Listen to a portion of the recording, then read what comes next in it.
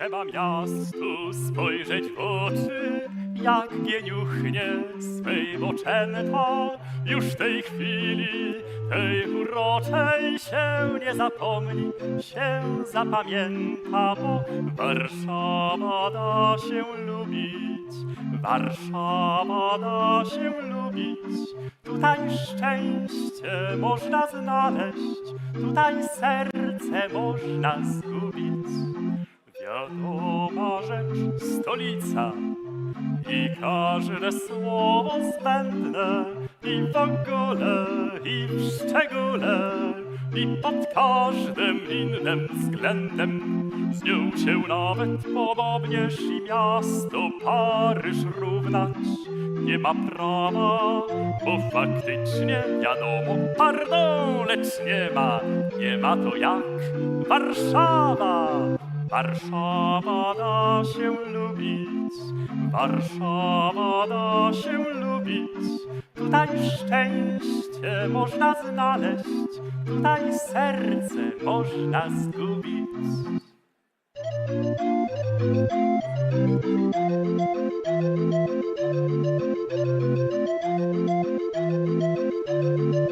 Kto odmienne rzuci zdanie, ten spokojna nasza głowa. Mamy na nie zapytanie: panie szanowny, po co ta mowa? Warszawa da się lubić, Warszawa da się lubić. Tutaj szczęście można znaleźć, tutaj serce można zgubić. Wiadoma rzecz, stolica i każde słowo zbędne, i w ogóle, i w szczególe, i pod każdym innym względem. Z nią się nawet podobnież i miasto Paryż równać nie ma prawa, bo faktycznie wiadomo, pardon, lecz nie ma to jak Warszawa. Warszawa da się lubić, Warszawa da się lubić. Tutaj szczęście można znaleźć, tutaj serce można zgubić.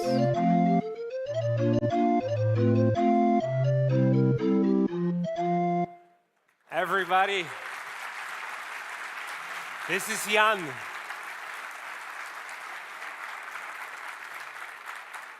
I'm so happy to tell you his name is Jan, just like John in English, and he is a Kataryniarz, so he's an organ grinder, and that is something specifically Warsaw-like, something you can see at the Old Town, something very historic. The song is from the 60s, and guess what it is about? Anyone has any idea? Classic? Warsaw, yeah, it is about Warsaw, like you can like Warsaw. Well, who else has any idea? You know what all songs are about? What would it be? Love, of course. There's also the talk about love. And we would love you to sing along with the second song. I promise it's going to be easy. There will be words displayed, and please help us because we all need your energy. And so please, one more time, a big round of applause, and we'll start the second song.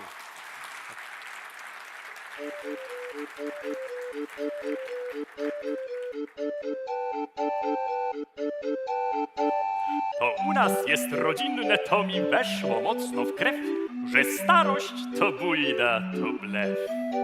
Mój dziadek miał lat 120, a uprawiał sport, boisko i góry i kort.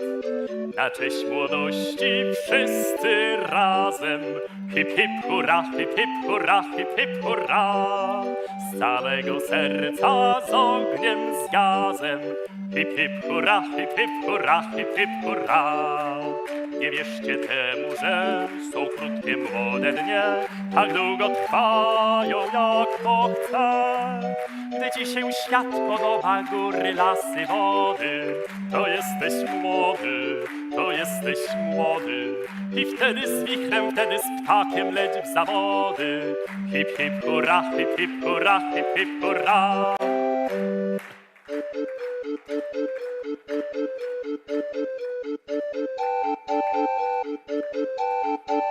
Gdy źle się trochę czujesz, do lekarza byś był biegł.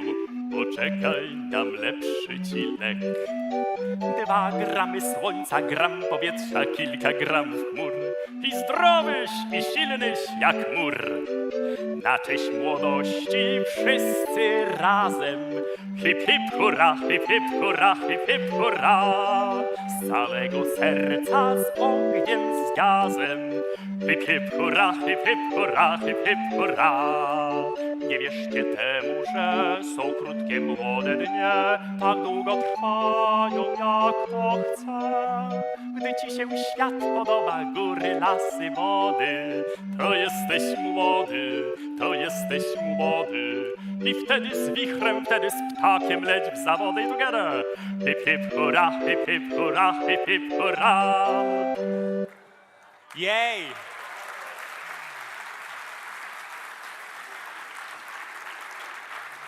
Hip hip hurra, Katarínas Jan, an incredible guy. Thank you so very much. So there will be more to come, but before maybe I continue, I just wanted to ask you, you seem to be enjoying this. I did understand a lot. The hip hurrah bit was good. The hip hurrah was somehow very good. manageable. Yes. Yeah, you got this. So today there are so many languages, and Polish is one of them. Actually, how about we see if there is anybody here representing Poland? Raise your hand. And let's give a round of applause to the hosts of this meeting. Wonderful. I should have raised my hands too. I'm Polish too. My last name is Sherman, so that's easy for like 50% of this room. It is Kautz. Does that sound German? Oh, but yeah, sort of. Okay, but my first name is really gonna be hard. It's Maciej. No, you guys are good. So yeah, so languages are all over this room. And because of these languages, we'd like to thank our interpreters. So I'd like to introduce them to you. There are different teams. Looking from the left-hand side, please take a look towards your right. But from the left booth, you'll see Ola and Davide speaking Italian. Then there's Basia and Magda speaking Spanish. Magda and Dorota speaking German, and Luan and Arthur de France. Merci beaucoup. So, welcome to Warsaw. It is so great to have everybody here. Who has traveled for more than 5 hours to be here? Yeah. Who's traveled more than 10? See, a lot of collective effort, and see, the journey begins here, or maybe it continues here, but it's going to take you to the highest peaks of the world. You know, mountains are all around us, and you will learn about this a little later. Just like any expedition, you know, reaching new heights requires preparation, teamwork, and determination. Today, we come together to celebrate and reflect on what we have and can achieve.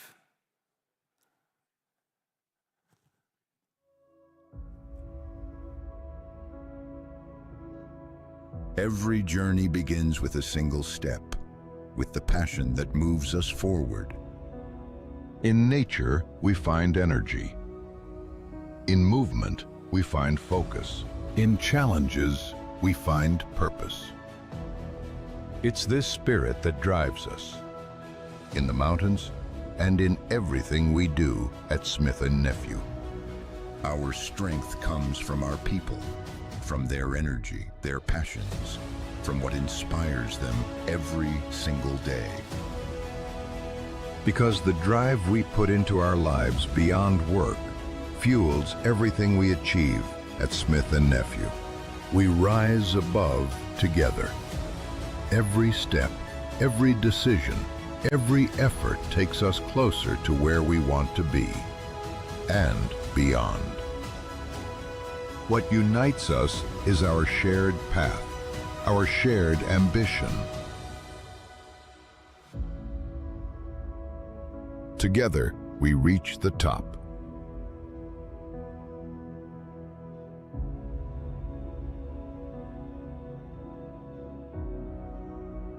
Smith & Nephew, powered by people. Together, we rise above. has anyone seen their face in this? Did you see yourself? This is this great community of Smith and Nephew. So one more time, please greet everybody. This is the opening. So a big noise for everyone. Yay. This is the energy. Love it. You know, I've talked about preparation, teamwork, and determination. This is something that you really need when you want to go up there. And that's something we strive to achieve as a company too. And last year has been amazing, and that's something that we want to talk about.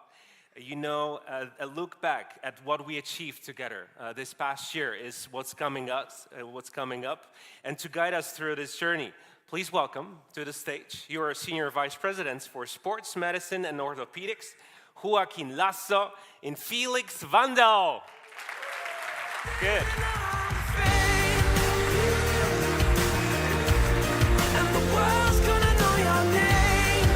First time.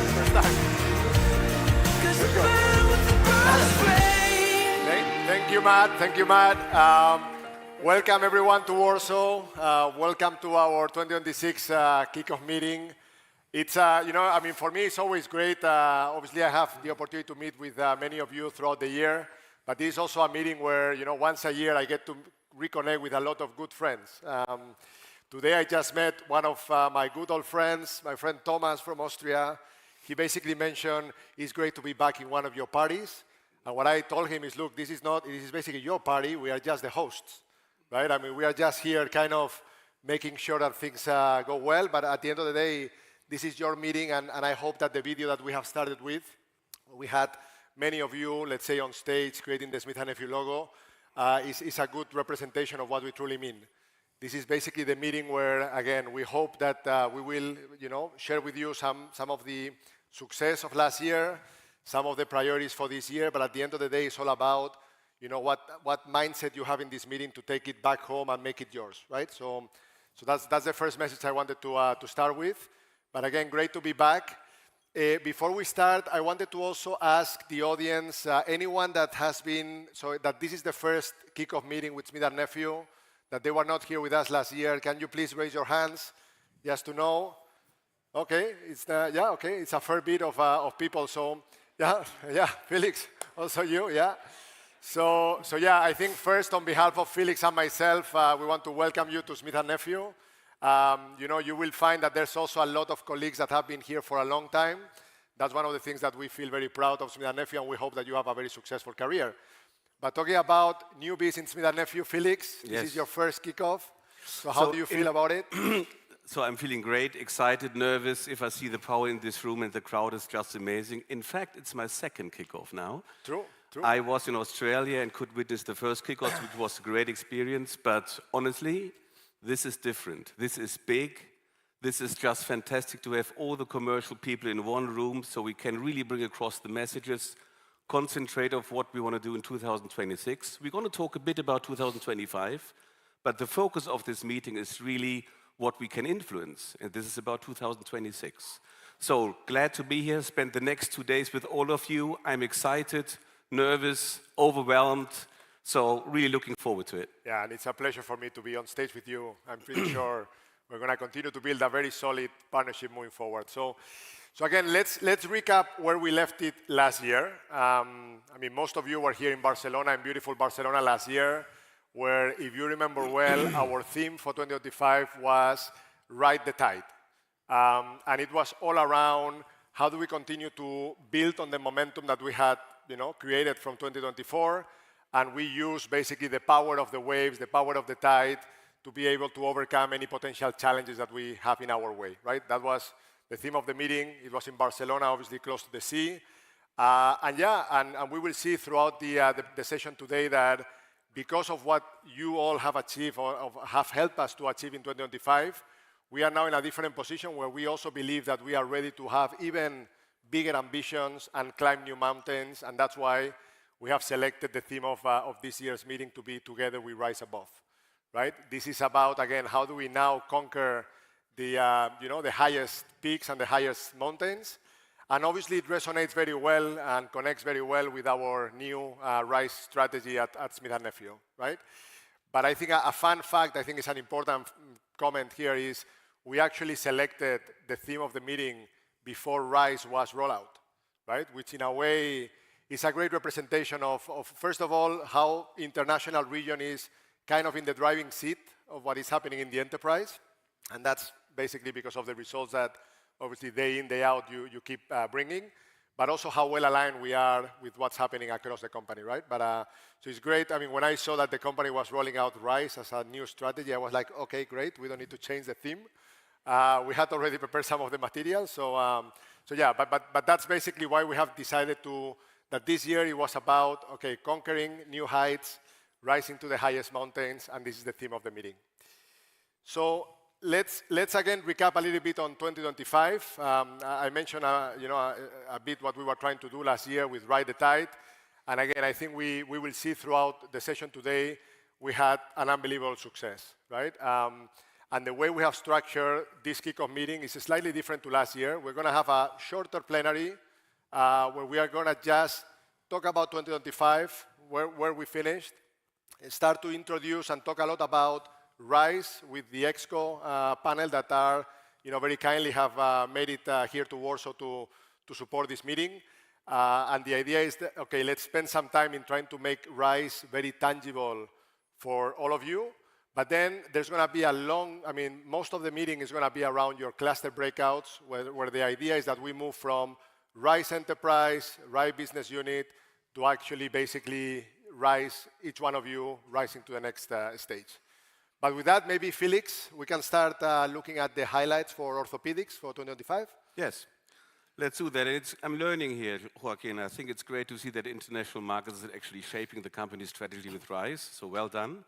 I think that's a good testament of what we're doing. So when we talk about 2025, the reason we're going to basically talk about it and look at the results is not because we just do it for the sake of doing it and celebrating ourselves, because it's going to influence what we're going to do in 2026. So even though it's all about 26, 25 have put us in a very good position to execute in 2026 based on the new strategy we're talking about.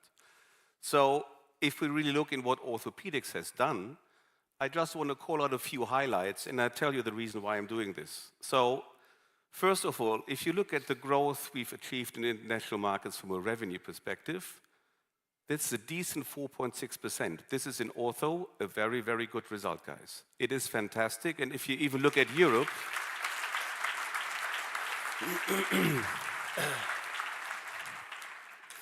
guys, you need to clap again. If you need Europe and look at it, it's an extraordinary 6.2% growth in Europe. I don't think this company has seen that in the recent years. This is just fantastic, right? And why is this important? We are on a very good track when we talk about the run rate, when we talk about how the last quarter actually, let's say, happened. We're going to carry this over into the next quarter. And if we talk about objectives in 2026, we need to slice it. And the way to slice it is really to look into what do I do in the next 3 months? What do I do after? Because if we slice it, we're going to get success. And once we get success in the first quarter, we're going to carry this over in the second quarter. So my recommendation is, don't look at the big mountains, slice it into pieces. And that's how we need to look at it. And that's why it's so important that actually we really concentrate on what's going to happen next, set this milestone, and then we tackle the next one. In ortho, it's a service business. There's a lot of capital, a lot of assets involved. And in order to make sure that we actually deliver on our commitments and that we're going to make sure our assets are utilized in the best way, we need to make sure that we get the right return. And last year, guys, we've done also fantastic here because we increased our profitability. And we're not just doing it for the sake of increasing profitability. Every profitability gain we have gives us freedom to invest in the next year. So all of those exercises we do are not just because we want to get as much back as possible. It enables us to grow and to basically pursue plan in the year after. And that's what has been done in a very, very good way, and that's how you need to look at it. And the most important piece, and this is at the bottom what you see here, we are doing this for a certain purpose, and this purpose will not change because of RISE. It's treating patients' life, impacting their life, and working together with our partners, and the partners are here, the physicians, the nurses, anyone in the healthcare system, in order to make sure that we create an impact. And the impact we've created in 2025 of touching 330,000 patients' lives is massive. And I think looking at the numbers, we've treated more and we've touched more patients' lives than ever before. And I think this is the biggest applause we need to give ourselves. Well done.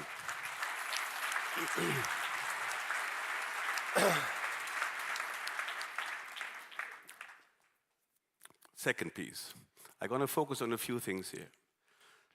Obviously, when we talk about innovation, about growing our business, about increasing our reach, it's about technology on the implant side, on the technology side. And in the end, I'm not distinguishing between it. We are selling an ecosystem how to treat a patient. So we basically support all our stakeholders in managing a disease or managing something which they need to be cured on. Whatever toolkit they need. This can be technology, this can be implants, and in orthopedics, as you know, it's a lot about servicing the customer. This business is a service business. And we need to make sure that we utilize and we equip our customers with the best possible toolkit so they can do their job and impact patients' life. So there's one figure I want to look at. Training, again, I think a fantastic job. We have touched 5,300 physicians in making sure they utilize our products in the right way, make sure they do a compliant use of our products, and we teach and relay to them to make sure that we establish that experience working with Smith & Nephew. And that's a massive, important piece of it. We should never neglect that training is the essence of what we need to do in order to advance healthcare. Now, you see that figure of 31 million field inventory returned. Is this a cost-cutting exercise, you think? Okay, it is not. If we have inventory sitting in the field, that means a lot of assets we deploy in the markets. We do it to equip our customers to utilize them to the best way possible to treat patients' life. If we see that this is not happening in the way we actually think it should be happening, we need to get it back. It's our asset. And why do we want to get it back? Not to save cost. We want to get it back to redeploy into areas where it's being utilized. So when we talk about growth mindset, reaching more patients, it's not just about revenue gain. It's making sure we've got the assets deployed or where they generate value. And if we see they're not generating value, we're going to get them back and redeploy them into segments where they generate value. So what you have done here in 2025, overachieving our target by 180% in getting our assets back to redeploy them in 2026 is a fantastic job which I've never seen before. So give yourself a big applause on this one.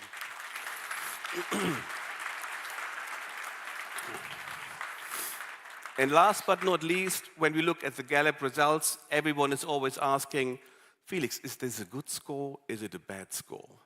And you know, many companies are doing that, they call it differently, but it's basically looking at the happiness index of the organization. I'm always saying the absolute score for me doesn't matter so much. What matters is how we move on and how we actually improving on areas we decided to improve. And there are many areas we need to look at. And again, I think we need to slice it into pieces. We need to set priorities. We need to make choices of what we work on. And once we tick that box, we go to the next one. So the important piece here is Gallup results need to increase in score. And this is what you have achieved. And I want to focus on this in 2026 again to make sure step by step we advancing the happiness and the health index of our organization, because in the end, the happier we all be in making our jobs and being part of this family, the better we will perform and the more success we will have. And that's what it is about. Joaquin, how was 2025 for sports?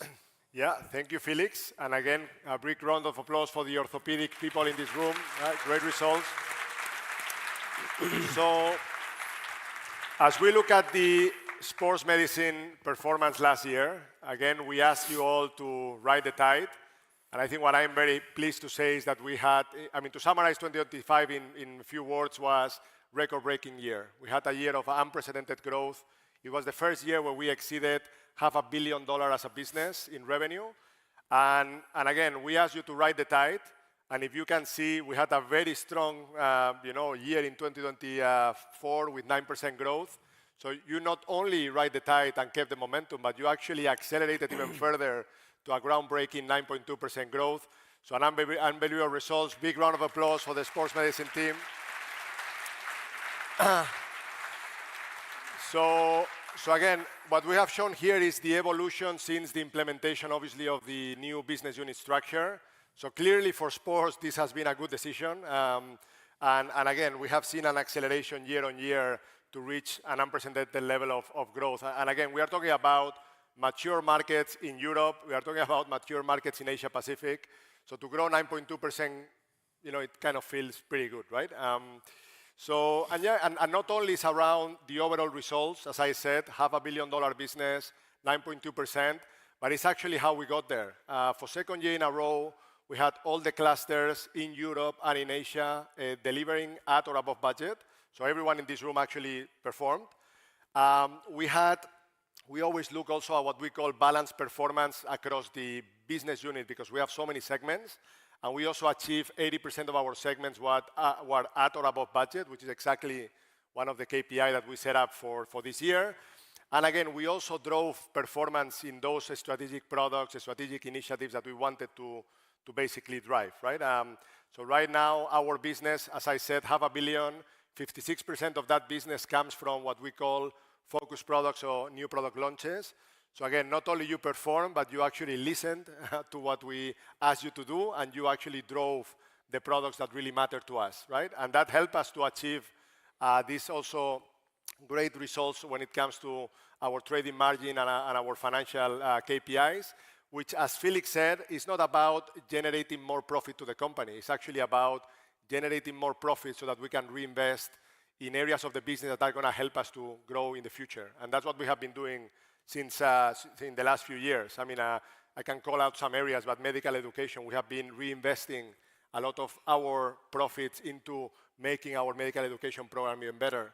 We have reinvested in people. We have more people now today in sports than we had last year. So again, that's why the financial discipline matters, because that's connected to our cycle of reinvestment and fueling for future growth. But again, these are the results. This is great. We are very happy. But I think I'm even more proud around this slide, which is more around the foundations of the business. And it's around the three pillars of people, customers, and patients, right? So when it comes to people, again, there's an unbelievable amount of work that is being carried. The level of engagement of the sports organization right now across international has been increasing year on year. We had, again, another groundbreaking year on the Gallup scores with a significant improvement of 0.17. We had 100% of the European cluster. So everyone in this room actually had an improvement in Gallup, which is, again, and especially in Europe, our baseline was very high already. In Asia Pacific, we have been building that because the baseline was a bit lower. But in Europe, we have a very high base. And all of you guys actually increased the engagement, which is great to see. Training KPIs, this is something we're going to start to look and report on a regular basis. So almost 400 people got some sort of training event last year.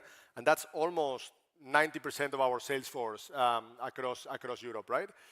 And last but not least, surgeons train.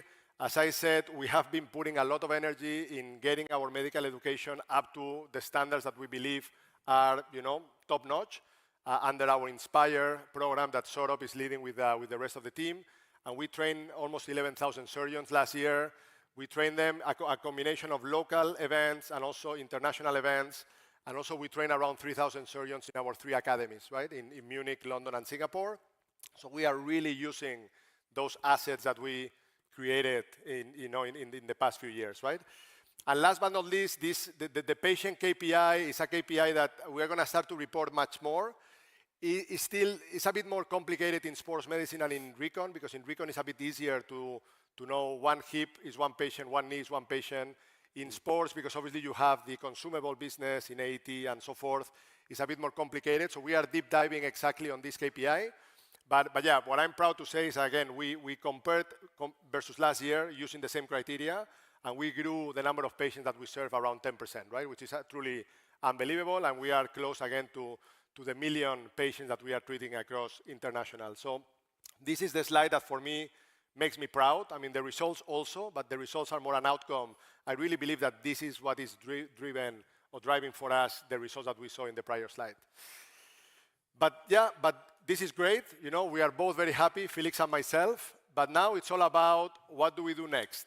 And you know, both of us had our meetings with our leadership team this week, and we said, look, we need to find a good balance between celebrating how good we are versus realizing that we cannot be complacent, and now we need to look at what to do next, right? So Felix, maybe you can also walk us through what we're going to start discussing about 2026. With pleasure.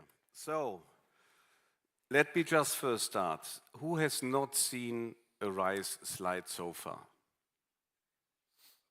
Okay, that's a good way to start. Not even the people that joined recently, that's good.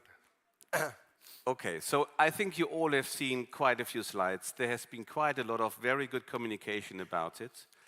Nevertheless, we just wanted to make sure we set the scene before we make a deep dive, Joaquin, to really try to explain how we see RISE and what it means for us. So when we talk about RISE, and you've heard that, it's all about reaching more patients. That's where we need to start with. And that's what our mandate as a commercial team is all about. We need to reach more patients. And we do that by working with the right stakeholders in the right segments, because we don't directly treat them.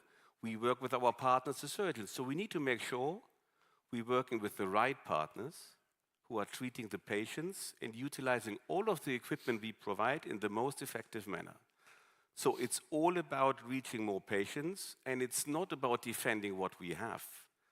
It is about actually going into offense with our existing customer to grow our business and to win new customers. There has been a lot of work done in the last 3 years in order to make sure that the value chain we have in Smith & Nephew is operating in an efficient manner, and we're making sure that all the basics are there in order to grow. Now it's the time to grow and to go from defense to offense. Because in the end, we are only winning if we reach more patients and if we win new customers in new areas. We just need to make sure we win the right ones. So that's number one. When we talk about innovation, of course, it's all about our products and all about our innovation pipeline, and that's super important. But bear in mind, in orthopedics, and I guess that's the same in sports, this business is a service business. We need to make sure we partner with our customer after the contract is signed, because that is delivering the growth. The contract itself is not delivering the growth. It's just giving us basically the license in order to operate and deal with the customer.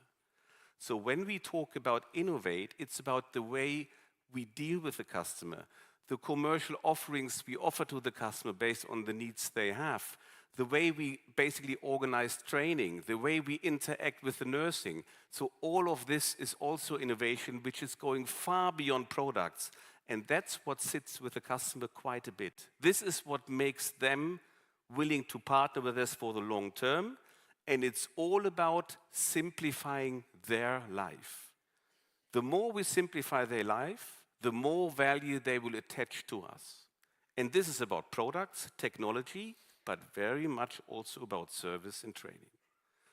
When we talk about scaling, it is about making sure that we invest into the right areas.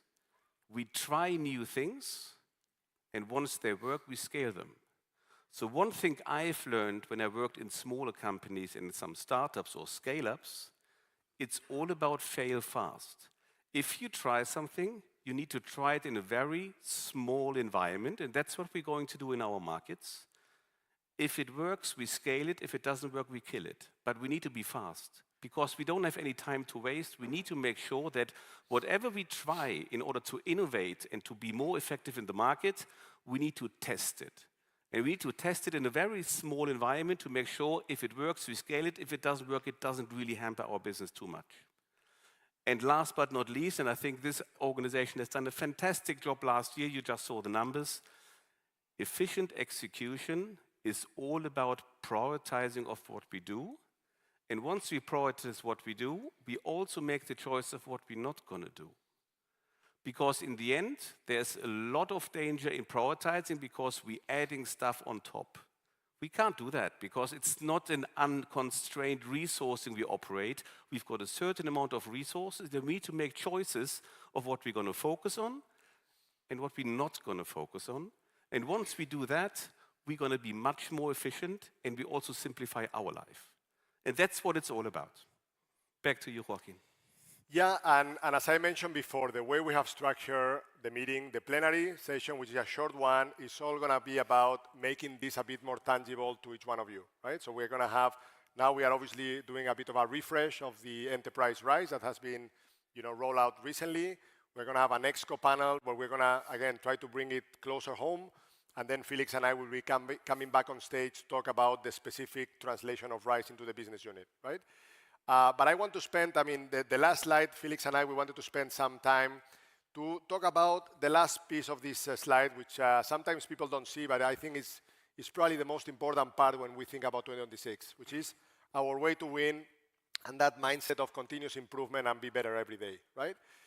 We are going to celebrate, for sure, this week. We have the gala dinner. We will be giving all the awards of 2025. Great. We have the DJ until 4 a.m. like last year. Also great. But again, this meeting is about, okay, what do we do next, right? And we, the request that we have to all of you is that we are not complacent and we try to be a bit better every day and this continuous improvement mindset. So yeah, we thought that this was a good way to close the first session with a quote from Kobe Bryant. Unfortunately, obviously, he passed away, rest in peace. But he created this, what he called the Mamba mentality. And this was all about, it was very simple. It was all about trying to be the best version of yourself. It was about waking up every morning, looking at the mirror and see what can you do better. It was about getting a bit earlier than others to train a bit more. Right? And it's a constant quest. It's an infinite quest. It never finishes. That's a bit, frustrating somehow. But that's more or less what we are asking you to do. Again, the winning is the outcome. It's basically the result of if we do this, for sure we will continue to win. But it's all about the process. And again, the request that Felix and I have to close this session is that, yeah, we celebrate success. In the breakouts, we pat our chest, how good we are, yeah. But we start to look at what can we do differently, better, to continue with this level of performance, right? And with that, Felix, I think we can close the first part of the session. Thanking everyone. A big round of applause again for everyone. And Matt, you can walk us.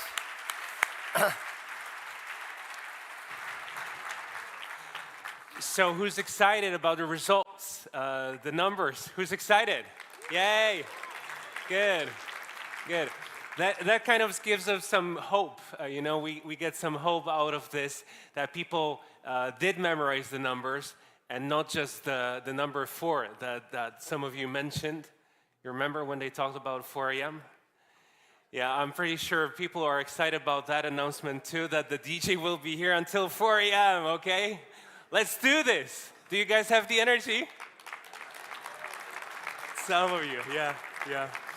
All right, so now we actually will have a very energetic moment. We want you to do something special, something that mountaineers would do to get the most out of cooperation. If you need to tie 2 ropes together, well, then you need a good tie. You need a good way to tie them.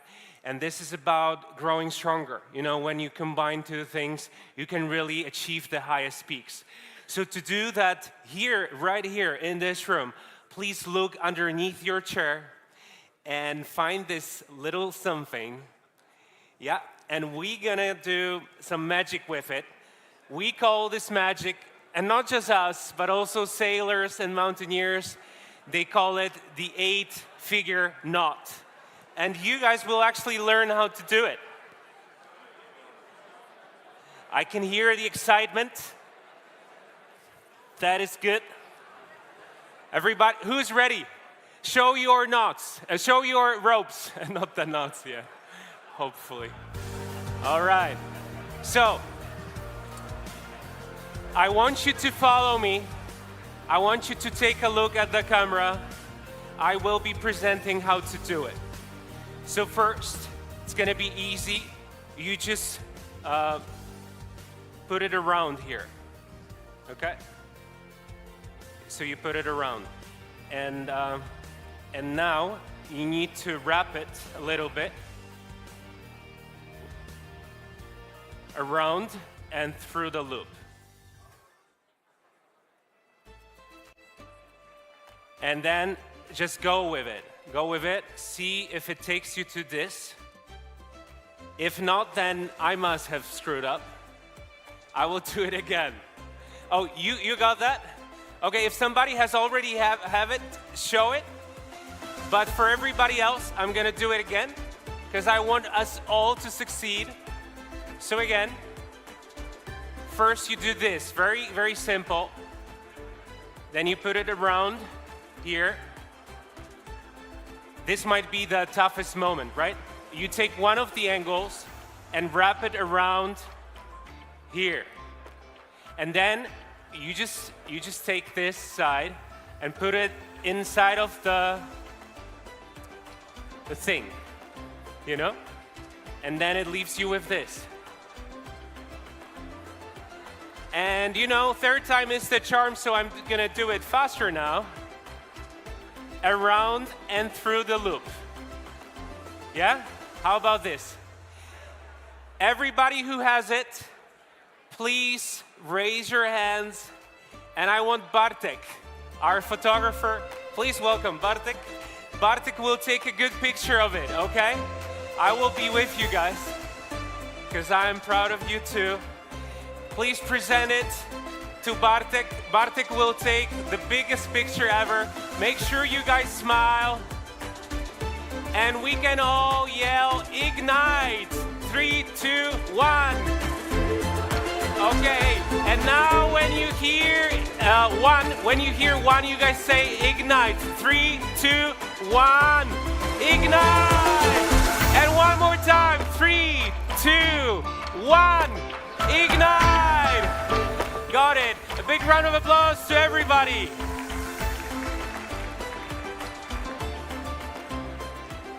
All right. So I was wondering, how did that feel? Perfect. Perfect. Wonderful, yeah. Have you ever done anything like this? Oh, and I like this Why do you like this? because it's such a good symbol of working together. Yeah, I think it really is. So it's putting our efforts, combining our power. Correct, yes. Yeah. Let's go for it. Let's go for it. How did you like everything in here so far? I just adore it. It's really great. Me too, me too. So how about your knot? That's fine. You know, it's moving. Giuseppe, did you really make it? Not really, actually. Not really? All right, we need to help Giuseppe. Why don't we help Giuseppe, okay? So please just take my mic. And Giuseppe, you're gonna do it on your own. But yeah, this is, yes. Oh, Giuseppe, you know this. No, not here, not here. See, you need to put this here, okay? And now raise your hand and be proud about it. Giuseppe. Oh, and by the way, Michał, our videographer, would like us to show our knots one more time because his battery was dead. Believe it or not, but that happens in everybody's life. Sometimes we want something so much, but our battery is dead. Bartek, is your battery surely now good? Okay. You have your memory card on you? Okay, cool. So we will do the 3, 2, 1, okay? And everybody look at Bartek this time. We want to be excited. We want to have some great music again. And I will be here. And remember, 1 was when we all say ignite. So 3, 2, 1, ignite! 3, 2, 1, ignite! And just in case, the third time, 3, 2, 1. And a final round of applause. Yay.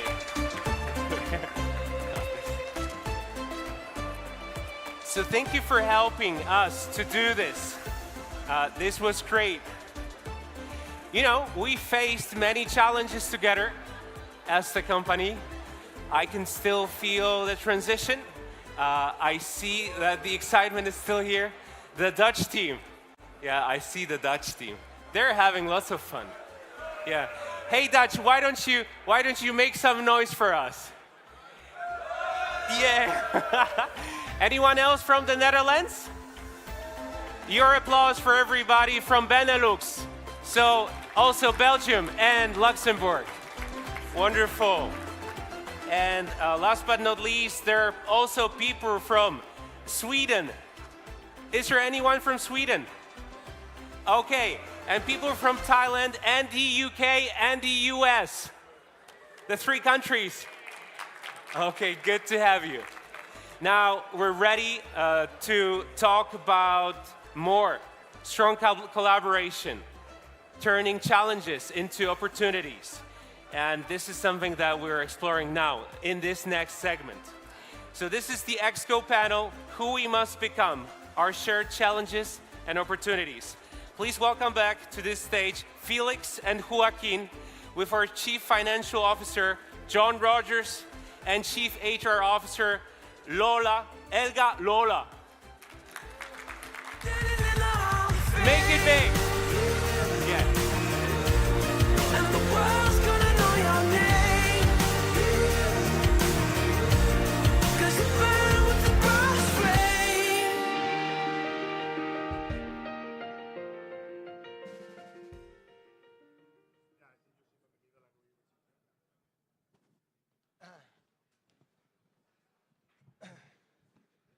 Hello, hello. Okay, yeah.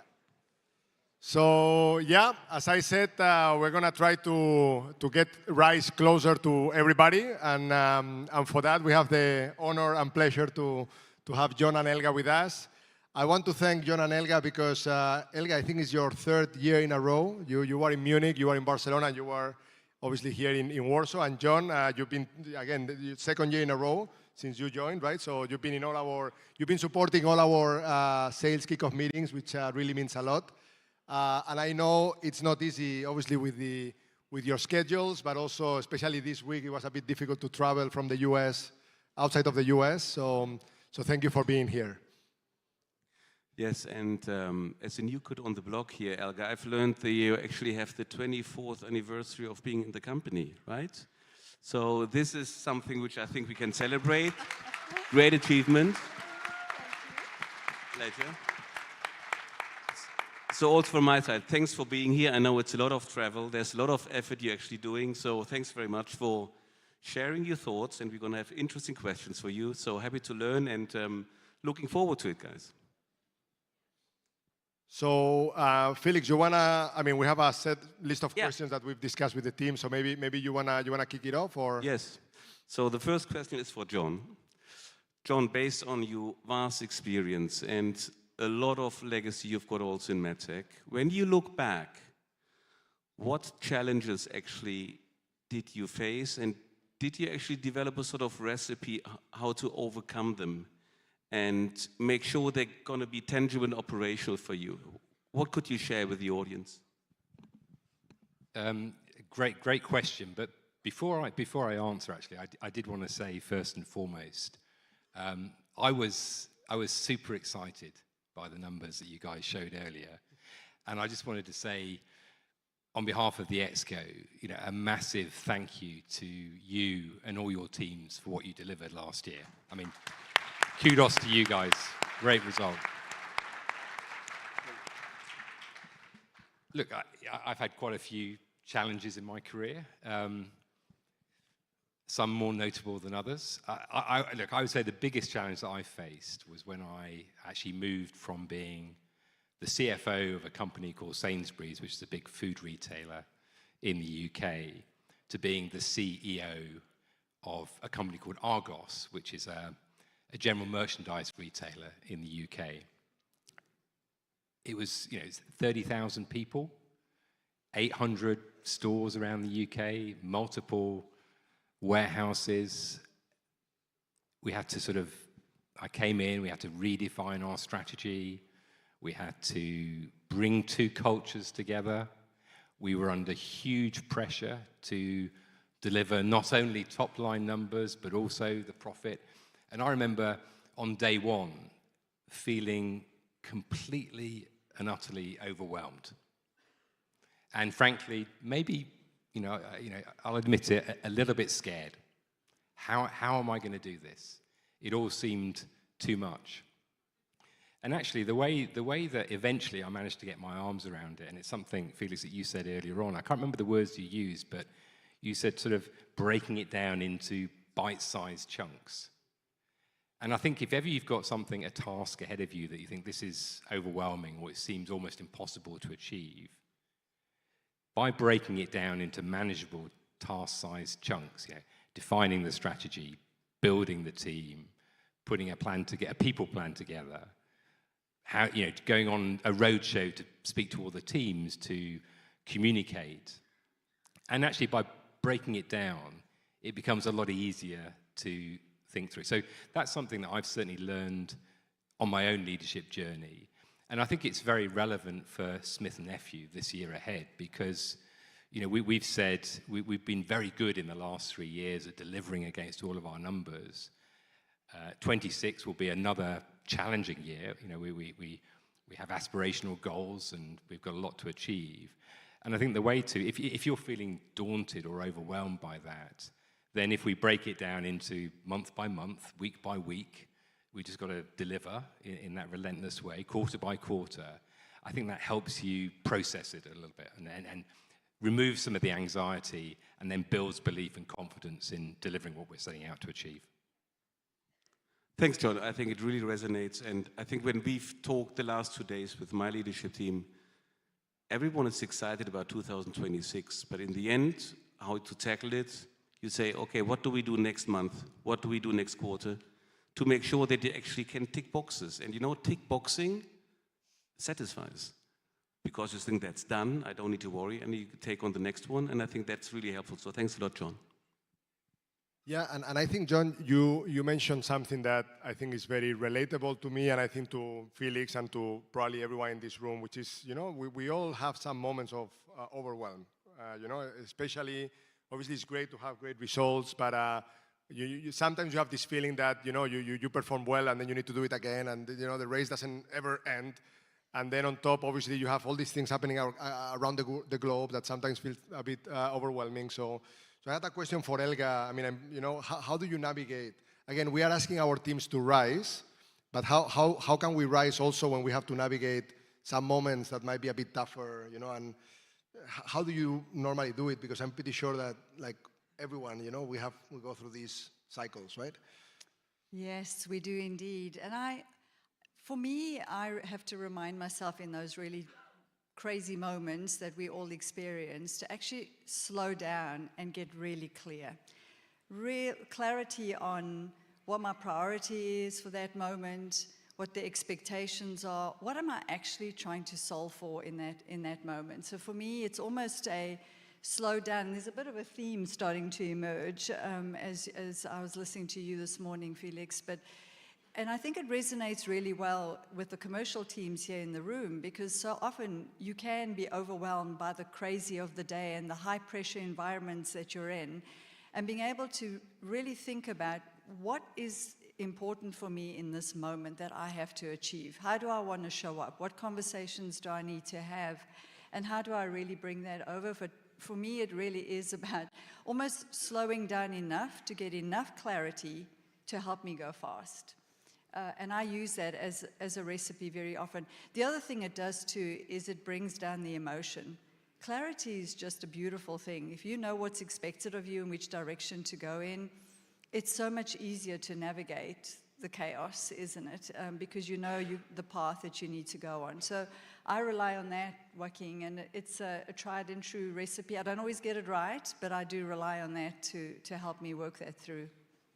Yeah, and I think, Elga, because again, we also know that we are asking everyone to rise, but we also know that obviously everyone goes through their own process. So again, we have care as one of our culture pillars. So again, every time that you feel this moment of overwhelming, I mean, make sure that, we can also try to see ways to support, right? But But yeah, it can feel that way sometimes. But yeah, I'm pretty sure that I think we have a good company to kind of help us navigate those moments. And then, yeah, I have a question to John. As we obviously look at the numbers, right? And I know that we cannot publicly disclose anything on the enterprise, but maybe you can give a glimpse. And also, I mean, the question was more around how do you see the international results? What is the importance of this team and what they do every day in the overall enterprise? And yeah, so how do you see more or less the slides that we just showed, the performance of the team and the impact on the overall company? Well, I'll give you a sort of, as long as it stays in this room, okay? I'll give you a little bit of a hint for 2025.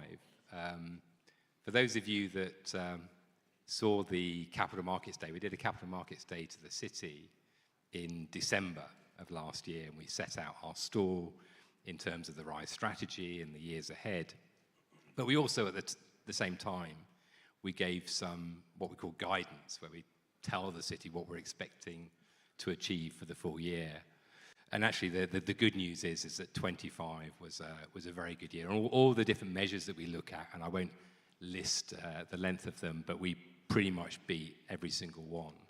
So we can feel really confident going into 26 because 25 was such a good year. And I remember sitting on this stage 12 months ago and looking at the numbers for 2025 and thinking, these look pretty stretching to me. They look quite challenging. Are we really going to deliver this as a business? And guess what? We delivered. We delivered the numbers and more. So again, if you're looking at your numbers for 26 and you're thinking, boy, these look pretty stretching, pretty tough to deliver, then you ought to feel, super confident about being able to do so again for second, third, fourth year running. I think in terms of the international business, look, it's a huge, important part of our business. For example, the CORI number that you took is 86 that you put on the slide earlier on. That's almost half of all the CORIs that we're putting in, around the world. So it's a really, the international side of our business is super, super important. And you saw the growth numbers as well. I mean, Europe over-indexing versus our core orthopedics business. You looked at the sports numbers, almost double digit. I mean, I was a bit disappointed, Joachim, he didn't get it into double digits. So we had 1 billing day less. So if we adjust, we are very close to double digits. So 2026 has got to be the year that you get into double digits. Yeah, we can take it offline. Yeah. So it's a super, it's a super important part of our business, and I wish you all the best and good luck for 2026. It's a very important year for us. If you think about 22 to 25 are what we call the 12-point plan years. That was very much a turnaround strategy, and we should all collectively pat ourselves on the back because we delivered against that turnaround strategy. We fixed the business. We got ourselves in a really exciting place. The RISE strategy is our next wave. And I'm feeling, and it's a wave that's not about fixing, it's not about turning the business around, it's about rising and growing our top line. It's a really exciting time for us. I mean, Felix made the point earlier on. Of course, we worry about profit, and profit's important, but why is it important? It's because we can take every single dollar, reinvest it back into our business, and drive further growth. We have the opportunity as a business over the next 5 years, collectively, to double the number of patients that we serve at Smith & Nephew. To me, that's the reason for getting up every day. That's our purpose of Life Unlimited. And we can double the benefits that we give back to society, double the number of patients that we can serve over the next 5 years by reinvesting in our growth. So I think we're on, this is a moment in time as we transition away from the 12-point plan into the RISE strategy. And for me, it's super exciting. Really is an exciting time. And I really feel very positive about the next 3 years. I really do. John, if I can just add as well, the beautiful ingredient that sits in this room. And I looked at your Gallup scores, some of the highest Gallup scores we've had across the organization, the high level of engagement, the passion in the room, with the clarity of where you're going with your great leaders that are sitting on this stage. You can but only win. So you've demonstrated it in 25, and exactly as you said, the outcomes financially. But for me, I look around the room and I see the talent, and I see your high level of engagement reflected in your scores, and it is absolutely outstanding. Participation rates were huge. So I just wanted to compliment what you were saying in terms of the measures that we look at, that you express to us in your commitment to the patients and to the work you do every day. Yeah, and Elga, So we didn't include that in the slides, but that's absolutely true. The participation rate for Gallup was like mind-blowing for international. I don't remember the numbers, Eva and Harshad, but it was something like 98%, something really, really crazy, right? So thank you for everyone to helping us also understand where we are and what we can continue to do better. And I think it's a great ambition, what you said. I mean, doubling the patients we're going to reach over a certain period of time, I think it's an ambition which resonates to everyone. Again, we need to slice it into packages and saying step by step, that's where we're going. And if we're going to reach that, it's all about winning. And I think all of us, we want to be in a winning team. We want to be winners. And we want to basically deliver in a high-performance team. So, Elga, based on your experience and coming from performance management angle, what are the levers of people when they coach themselves to focus on in order to say, look, this is how I can be in a winning mindset, how I can transfer myself into a winning team and being part of it? What are the 2 or 3 areas people should be focused on when they reflect about themselves? Yeah, and actually I think it ties beautifully to RISE, doesn't it? Because for me, it sits in that I and that E.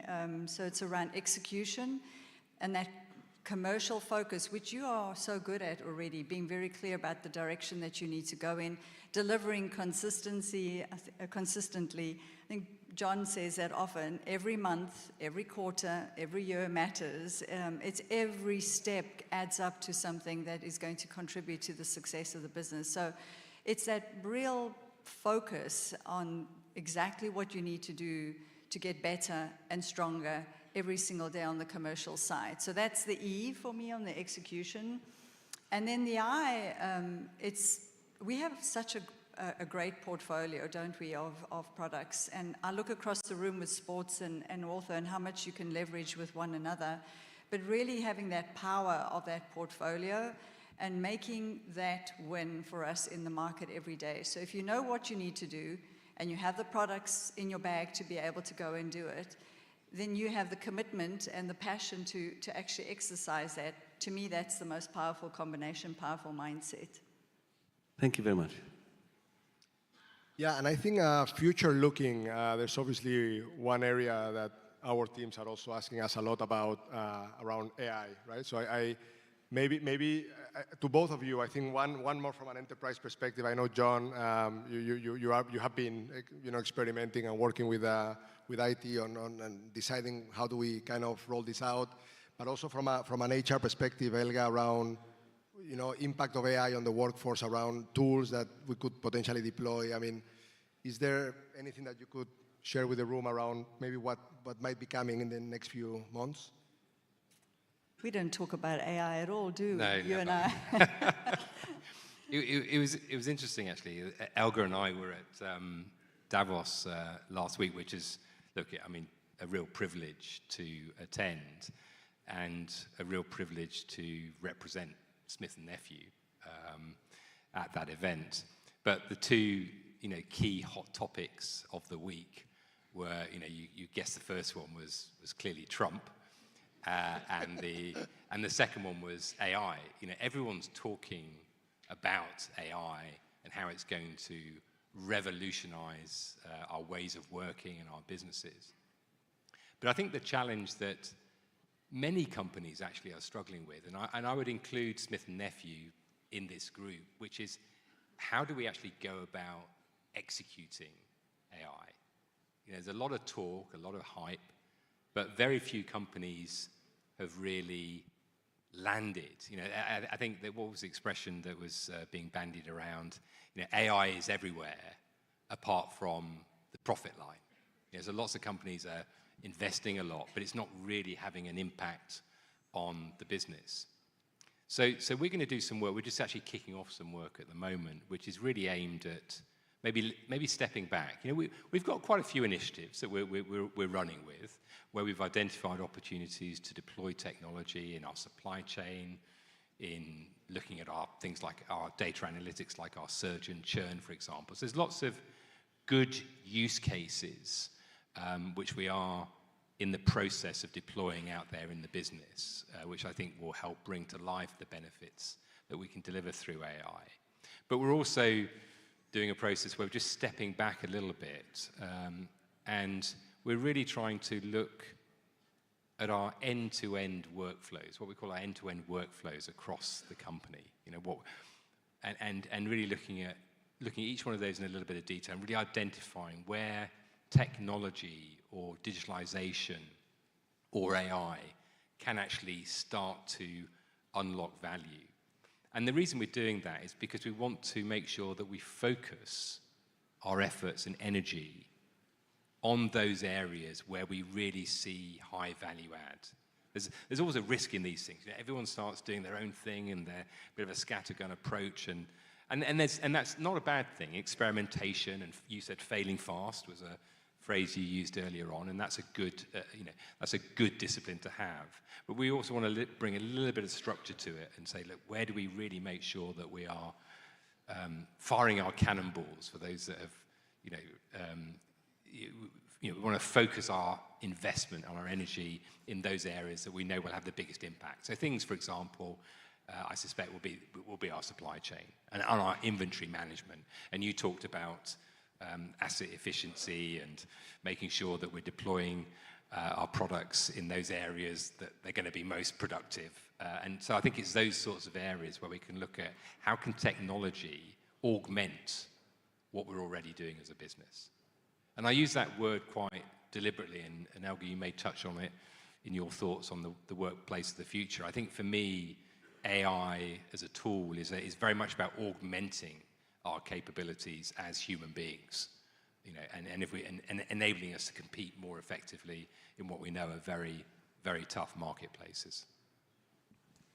Yeah, I think from the redesign of, there's so much conversation about, will work change, will AI replace humans? And I think the big messages we heard was, no, the human has to be part of what we do. It's augmenting, exactly as you said, John, the work that you do. But there's ways that we can actually move us along so that we're not spending time in activities where it doesn't add as much value. So for us now, it's getting this really clear pathway that we're going to take, that John is leading, and then how do we then plug in to understand what does it mean for us? What does it mean for each of our roles? Where are those opportunities for us to enhance the work that we do with AI? And there's some elements in HR, for example, where we're actively using them today. Recruiting, so we place about 4,000 employees a year. Before, we used to have to go through every single resume. Now we have ways where we can screen it a lot faster and organize the work so our recruiters can be a lot quicker to be able to bring those candidates to the hiring managers. So there's work like that makes such a difference in terms of the impact that we can have. But that I feel like it's small work compared to the opportunity that lies in front of us. So I think for us, what I'm saying to you is we haven't got it all worked out yet, but we've got a really good indication of the pathway we want to take. And we'll bring you along with us in some of that journey, because I'm sure you see many opportunities where you can use AI to make you stronger or faster or clearer in what that may be. But more to come. We got a lot of we were overstimulated by the time we left Davos last week with ideas. I will then just say one thing is, there's a lot of good things we do and we get right. Very often I go to these sessions expecting to learn a whole lot and think that I've got to bring all that back. And I actually was really proud of what we do at Smith & Nephew from a culture perspective, from a talent perspective. Compared to other very large organizations, we've got magic in this company that we need to use as our differentiator. So I walked away feeling pretty good that, yes, I've got a lot to take and I've got to understand how to define that, but I've got a great sort of a canvas that I can work from right here at Smith & Nephew. And maybe just to add, I mean, Elga talked earlier on about, the fantastic portfolio of products that we have as a business. And of course, AI is not just relevant from an enterprise point of view, but also from a product point of view. And I can assure you, we've got some products with really, really cutting edge AI embedded into those products. I mean, we really are leading the way. I mean, if you think about Tessa, as an opportunity, I mean, the AI embedded into there is genuinely bleeding edge technology. Our team in Portugal leading the charge there. We really are some way ahead, we believe, of our competitors. If you think about Cori as well, and all the new releases of Cori, that, and again, we're employing AI technology in many of those releases. So we can be, to Elga's point, we can be very proud of ourselves. Actually, as a business, we are, I would say, from a product perspective, we are definitely not behind. In fact, from a product point of view, we are in many cases leading the way, and that should also give us confidence, because for you guys out there, at the coalface, talking to our customers, we should be proud of the product set that we have across our business, and more to come. The RISE strategy is very much about investing into our products, and we saw the recent acquisition in the sports arena, in Integrity. Again, another example of adding to our portfolio, with Carter Hill, with Regenita, and now with Integrity. We really are investing. Now, these things will, some of these products will take time to come to market, and but over time, we can be confident that you can be out there, selling, a fantastic suite of products. Thank you. John, in the interest of time, a last question with probably a brief answer would be appreciated. But a lot of people ask me, look, we've done a fantastic year, and you said you're pleased with the enterprise performance of 2025. So why is it coming with so many expectations again for the next quarter? So why is there never a pause, and why do we need to focus already on the next one, and why it's so important to deliver quarter by quarter versus just talking about the entire year? And I think it would be good for the audience to understand how the stock market works, and what are the expectations, and why are they there, and how we actually comply to them. In a very simple response, Felix, because it's never enough. I agree. and look, I mean, joking aside, because we want to strive for greatness. We're a good company. Smith & Nephew is a good company, and the last 3 years we have done incredibly well. We should be proud of ourselves in terms of what we've achieved over the last 3 years. But why stop here? It's very unusual. I've worked for many companies in my career, and it's very unusual to be in a company where we have the opportunity to double the size of our business in the next 5 years. I mean, it's pretty unusual. We're not a startup. If you're a startup, of course, you're going to be doubling every 1 or 2 years. We're a big business, and we have the opportunity to double the number of patients that we can serve in the next 5 years. And so that is the ambition. And okay, the stock markets love that, of course, and they expect it, and they put high demands on us. But putting the markets aside, we don't do stuff just to drive our share price, although that's a nice result. We don't do stuff just to drive our sales or our profitability. For me, our purpose is about, allowing our patients, our customers, to live a life unlimited, and we can double that number in the next 5 years, and that to me is a great ambition. I can't agree more. I think great. So, John and Elga, thanks very much for your time. It's been super insightful. I think we're going into a break now, Matt, right? And then go into the second part. That's my understanding. Okay. Thank you very much. Thank you. Thank you so much. Thank you.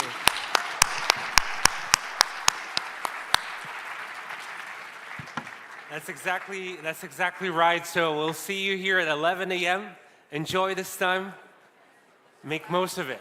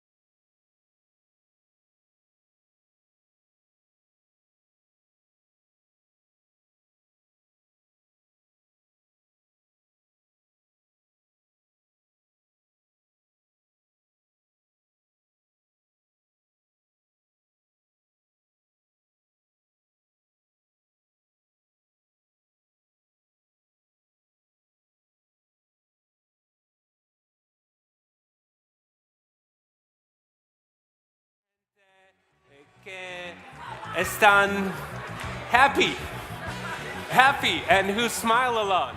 And we're from in Spain. Which city? Which city? Huh? Valencia. Muy bien. Any other city in Spain? Oh, there's a lot of Spanish cities in here.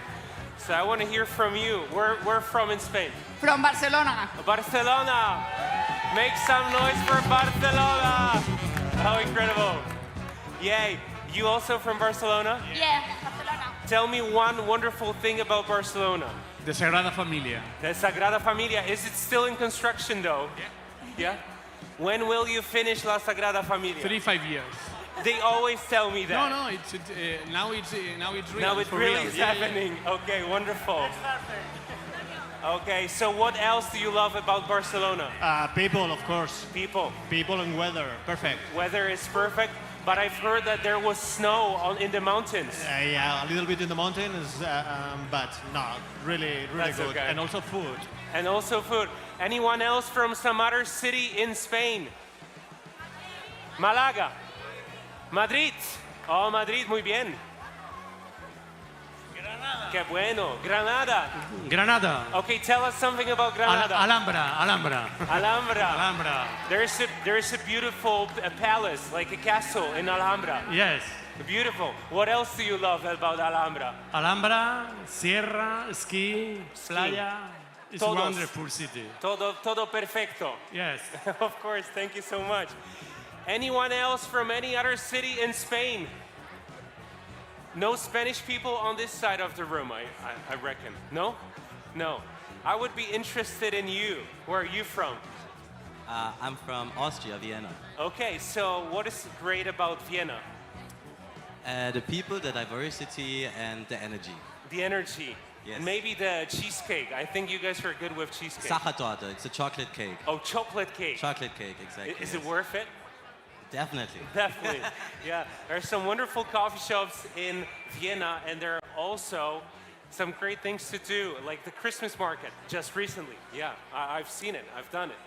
So, vive la France. There are some French people here. You guys are from France? Yeah? You guys are all from France? Yes. Okay, which city? Paris. Paris? And you? And Paris too. Okay, and you? Lille.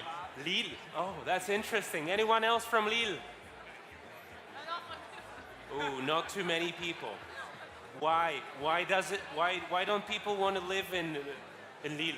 Because it's north. Because Yeah. it's what? It's in It's the the north. north, yeah. Oh, so it's cold? Not really. No. So, no idea.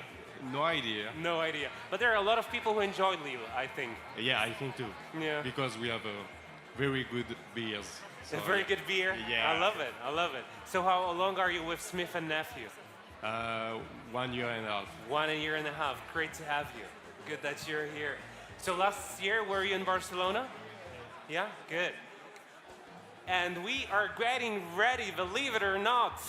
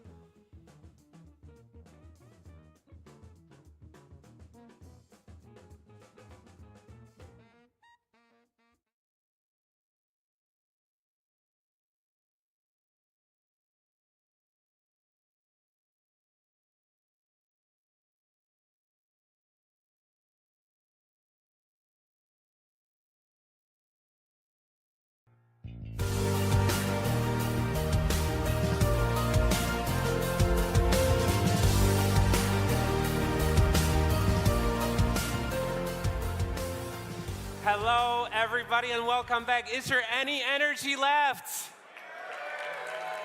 Okay, good, good. Thank you for joining this. There are 600 of us. Incredible people have traveled from all around the world, and the energy that you're bringing is really incredible. But also, having traveled might make it a little hard, you know, jet lag or just travel strain and living in a hotel, but also maybe drinking a lot of coffee and then a lot of talks. It is great, but it also adds up to the pressure. And this has been a busy conference already with a lot of data. So we want to help you relax a little bit into it. You know, feel your body again, reconnect with yourself. So the first thing I like you each to do to get ready for the next session is to look around and notice some 3 things that you can see, name them in your head. Just find some 3 items. You can lock your eyes on it. Second thing, notice 2 physical sensations in your body. Could be your feet on the floor, the air on your face. Stay with it.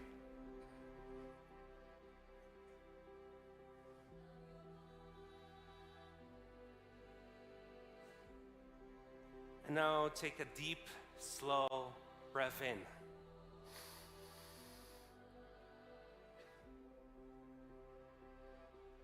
Breathe slowly out. And then pause for a second. How about you close your eyes for the next round of breathing? And so, one more deep breath. And exhale. Yeah. We're ready now. And you know, the energy is different, but it's okay because you will be able to focus a little better. And also, we want you to save some energy, so we don't always want you to be like, "Arr!" You know? So it all makes sense. There will be something where I will ask for your energy, though, and it will be embracing our winning culture of being better every day. There will be some ideas in this forthcoming panel. To lead the next session, please welcome back to the stage Felix, that's you. Joaquin, yeah, you want to do it? How about that? But there also will be John and Elga, joined by your presidents of orthopedics and sport medicine, Craig Cavan and Scott Schaffner. They are here for the first time on stage. Please welcome them. More energy.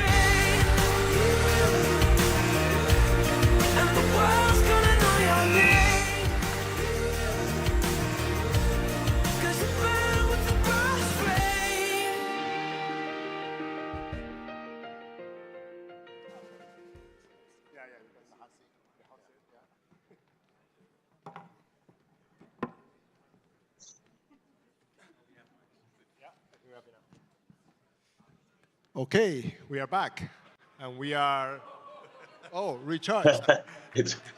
Am I? Yeah. So, so can you see Craig behind me? Okay, that's good.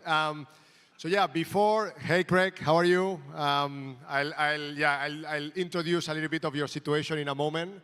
But yeah, I want to take this opportunity again to thank, obviously, John and Elga. I've already done that before with Felix. But I think Felix and we also want to have a special recognition to Scott and Craig for making the time to be here today, right? For both of them, participating in this meeting has been a true odyssey, I would say.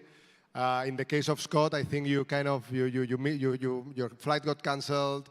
You had to go to the UK. You were in the UK for almost half a day, and then you came here.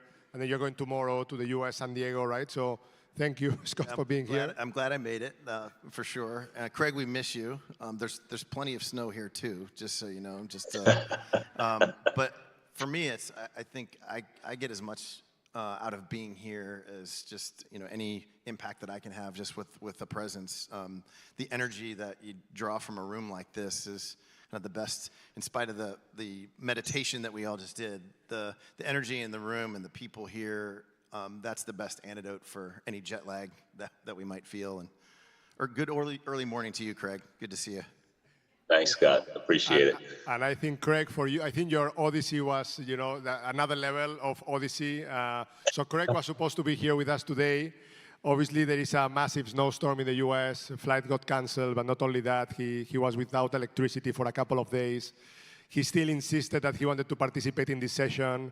We managed to connect him online, but I just realized that it's like 3 a.m. your time. I don't know what time is back home, but it's not like last year that we started after lunch. This year we started in the morning, so it's really early your time. So thank you, Craig, for being here with the team. I figure Felix is keeping me sharp here. So yeah, well, and thanks for having me. And certainly the meditation helps with all the travel challenges we've had, but. This meeting is fantastic, and I'm really disappointed not to be here live, with everyone. It's the best time of the year. I love these events. It's just great to catch up. But in the U.S., as Scott was mentioning, we had a cataclysmic, I would say, event here in Tennessee for sure. The good news is that the storm didn't really impact Memphis this month, so our business is doing well. But I was in Nashville, and we got a massive ice storm that has got about 200,000 people still without power. In the city, so it's been pretty tough. So I'm just glad to have some power and be with the group. Yeah, thanks, Craig, again, and thanks, Scott, for joining us today. It means a lot to us and obviously to the teams. This session, as we discussed before, is going to be around continuing to make RISE a bit more tangible, hopefully, for everyone. And the idea is that we're going to focus a little bit more on the business unit specifics, right? So I will start with the first question for both of you, Scott and Craig. Sports medicine and orthopedics are obviously very competitive markets. They've been for years. They are getting even more competitive as we speak. In the case of sports, obviously, a lot of new entrants in the last couple of years. In the case of orthopedics, again, a lot of new competition and a lot of things happening in the marketplace recently. So what is your view as the greatest enablers of success? And what would be, those things that you believe can inhibit and in a way, bring our performance to the next level? So I don't know if we start with sports or ortho, but yeah. Craig, I'll go ahead and get us go ahead, kicked Scott. off here. Yep. Absolutely. Yeah, in terms of enablers, a lot of the things that I think about, we've touched on a bit, starting with portfolio in order to really compete as well as we want to. It's how do we equip all of you with the strongest possible portfolio? And in sports, it's not an easy thing to do because it's such a complex business. There are so many different categories where we are trying to retain leadership, grow into a leadership position. So it's a war on many fronts in some ways. So it really starts with the portfolio, and we invest heavily in what we can deliver organically. We've got a very active R&D pipeline and it's important to make sure we have a cadence of new innovation that we can put in your hands, always stay on the cutting edge. And there are a lot of really great examples of that in sports, and they're having an immediate impact. We look at things like Q-Fix Knotless, our foot and ankle introductions over the last year. Tessa is in the pipeline. So a lot of things that we're doing organically, but we can also strengthen the portfolio inorganically or through external M&A activity that John mentioned. That has been a very important addition to strengthen the overall view on sports. And if you question whether or not there's a commitment around investing, especially in the sports business here lately, all you have to do is look at the number of transactions that we've done to strengthen the portfolio and strengthen the overall business. I mean, going back to Regeneten through Rotation Medical, Ceterix, Novastitch is going to play a big part in our plans this year. More recently, CardiHeal, which I think has tremendous opportunity to change the game in cartilage and most recently with Integrity. It's public, John, so I don't think I'm giving away any secrets here, but just in the last 2 years, it's $750 million that the company has committed to the sports business at Smith & Nephew, and that's really strengthening the portfolio. So that's certainly one enabler. And then the other one that we talk about is people, and making sure that we put all of you in particular in the best possible position to be successful. So that's investment in the tools and the training, events like this, where you have an opportunity to interact with kind of the best and brightest of your colleagues. Certainly take advantage of that, but making sure that we leverage our people and put you in the best possible position to be successful. And kind of the third P in all that is patience. Ultimately, what we want to do is think about how can we, as a business, have the greatest impact on the lives of the patients that we serve. And I think the big thing you asked about inhibitors or derailers for that, and it was also mentioned here earlier, it is about complacency and avoiding complacency. How do we do that? That's hard to do. Two years in a row of 9+% growth in sports. It's difficult to perform at that level. It's especially difficult to repeat it and do it twice. Even more difficult to do it 3 times. So all the more reason for us to continue to elevate our game and continue to get better.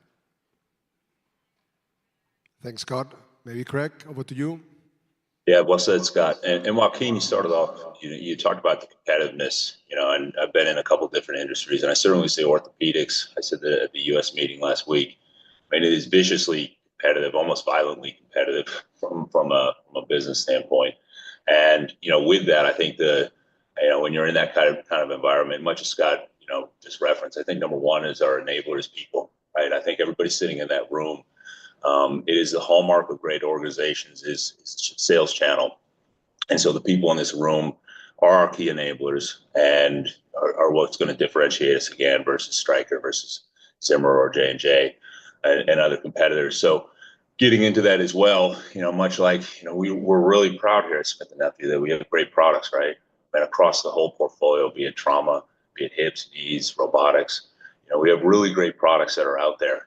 Not necessarily it's the same investment cycle, per se, maybe sports is, that Scott just referenced, but we have a legacy of products that are very strong, great clinical data, well received in the marketplace.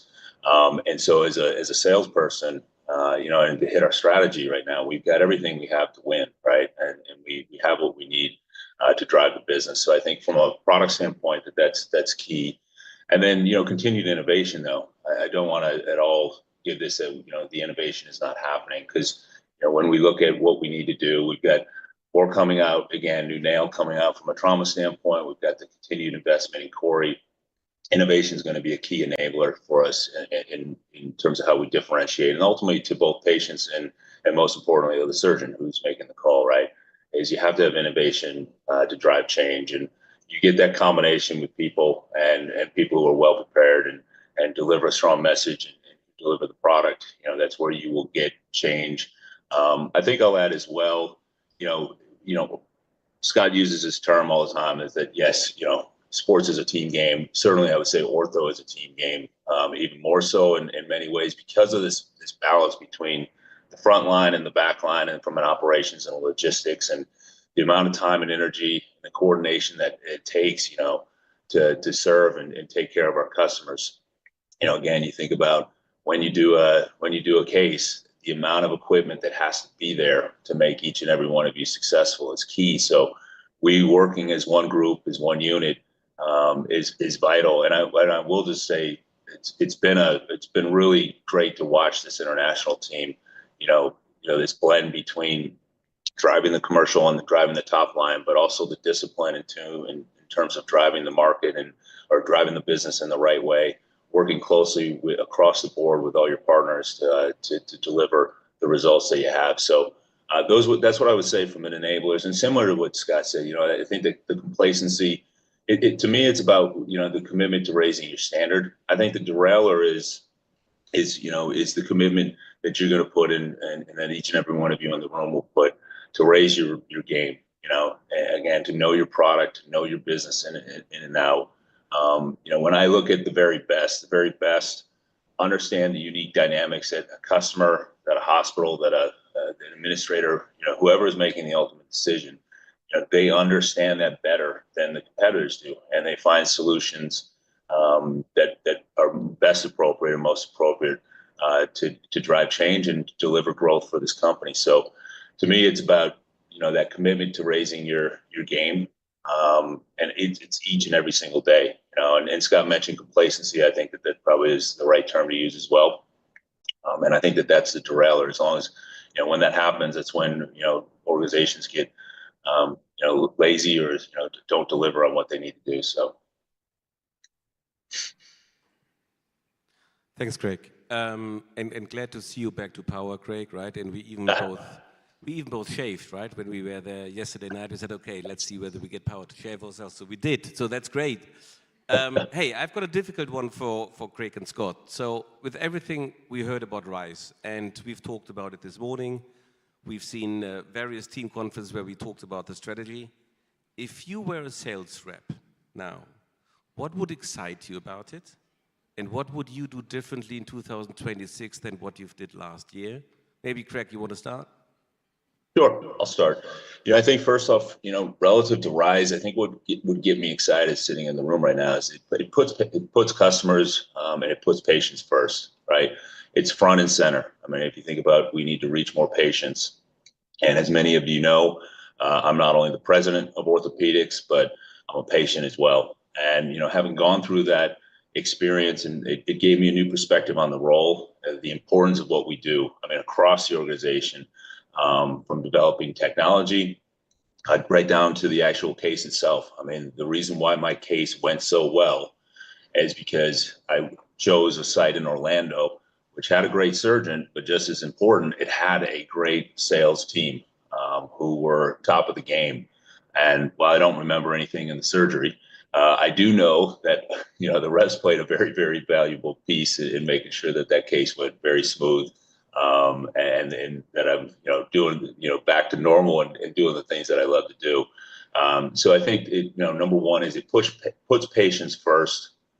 And with that, as both the patient and the surgeon, all things start at the customer. I mean, as I've referenced in the past, I have a very extensive sales background, and I fundamentally believe that great organizations are defined by the strength of the commercial channel. And it's why, we talk about the commercial strength of orthopedics, both internally and externally, because we can only be successful, again, if every single person in this room delivers, again, and that the building block, again, is R, which is dependent upon each and every one of you.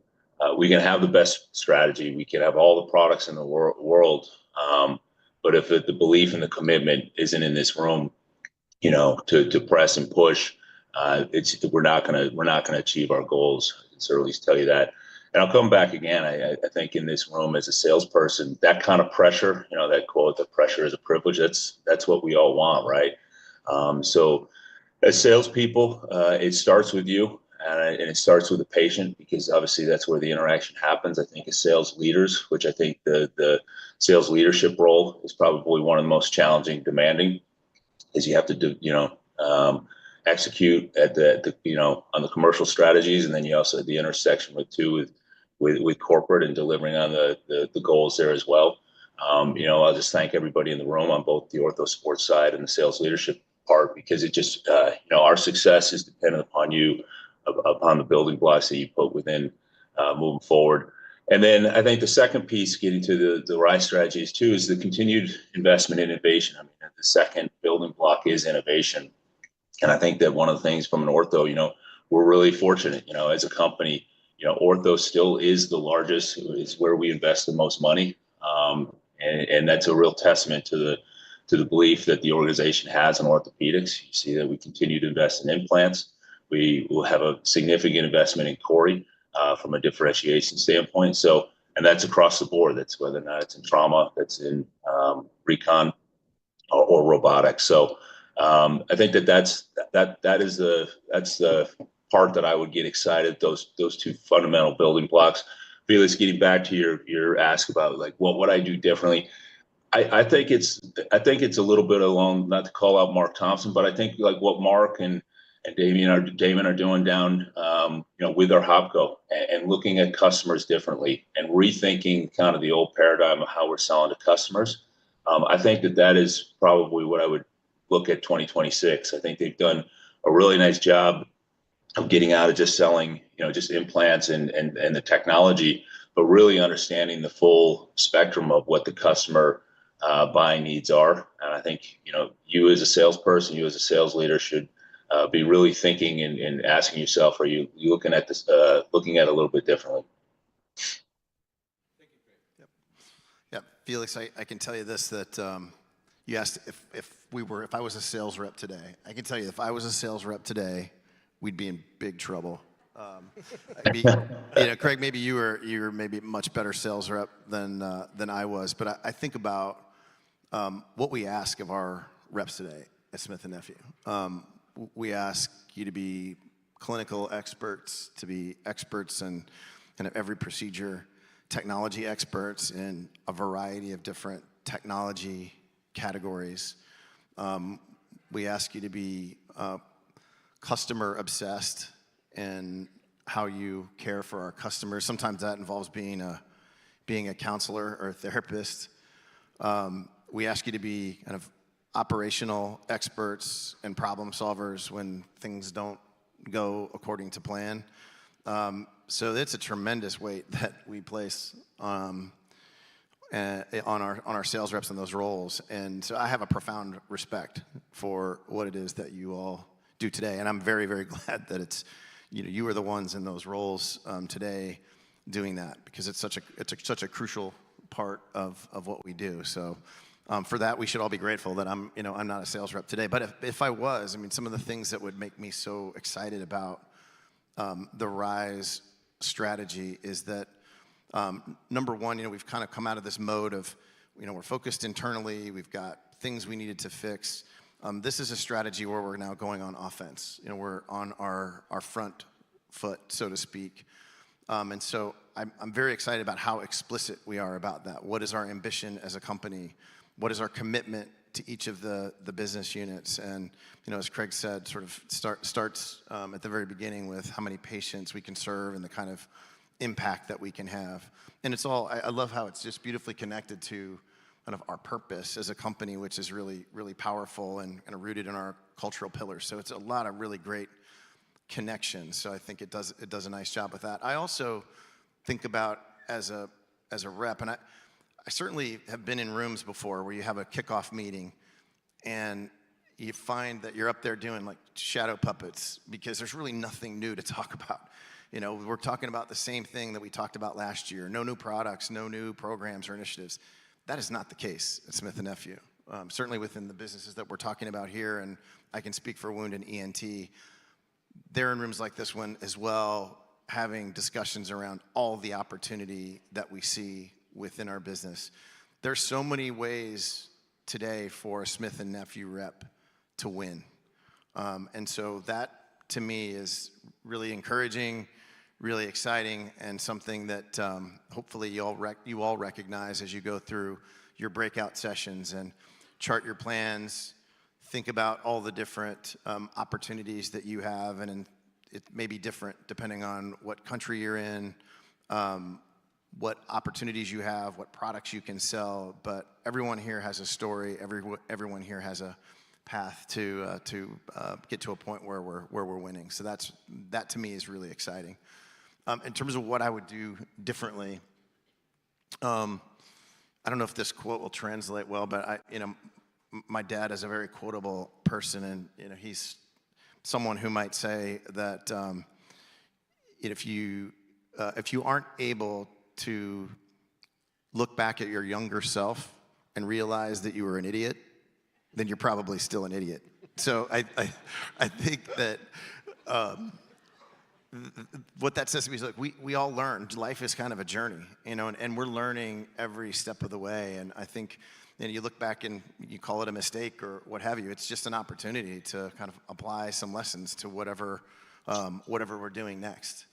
And that's so, I'm not sure, as I look at some of those things, would I have done them differently? I don't know, because if I'd done them differently, maybe I wouldn't have had the opportunity to learn whatever lesson I was supposed to take from that. I'm really pleased with where we are today and where we sit. I see that we have tremendous opportunity in front of us, and I firmly believe that the best is yet to come. Thank you, Scott. Very clear.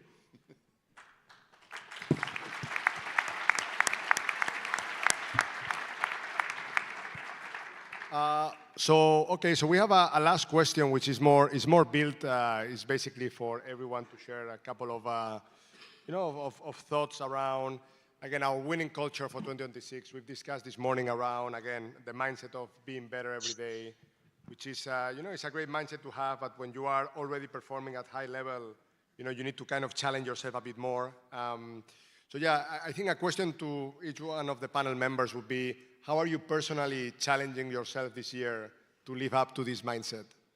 So I don't know, maybe John, we can start from left to right. You thought you were going to get a break in this session, didn't you, John? I didn't put you on the spot, I'm sorry. I think two things for me.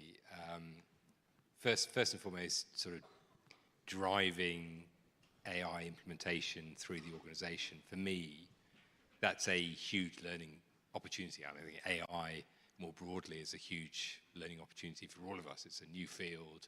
There's a lot of talk around it. So really investing in learning and understanding what other companies are doing and how we can learn from other companies and thinking about how we deploy AI across our business, that's number one.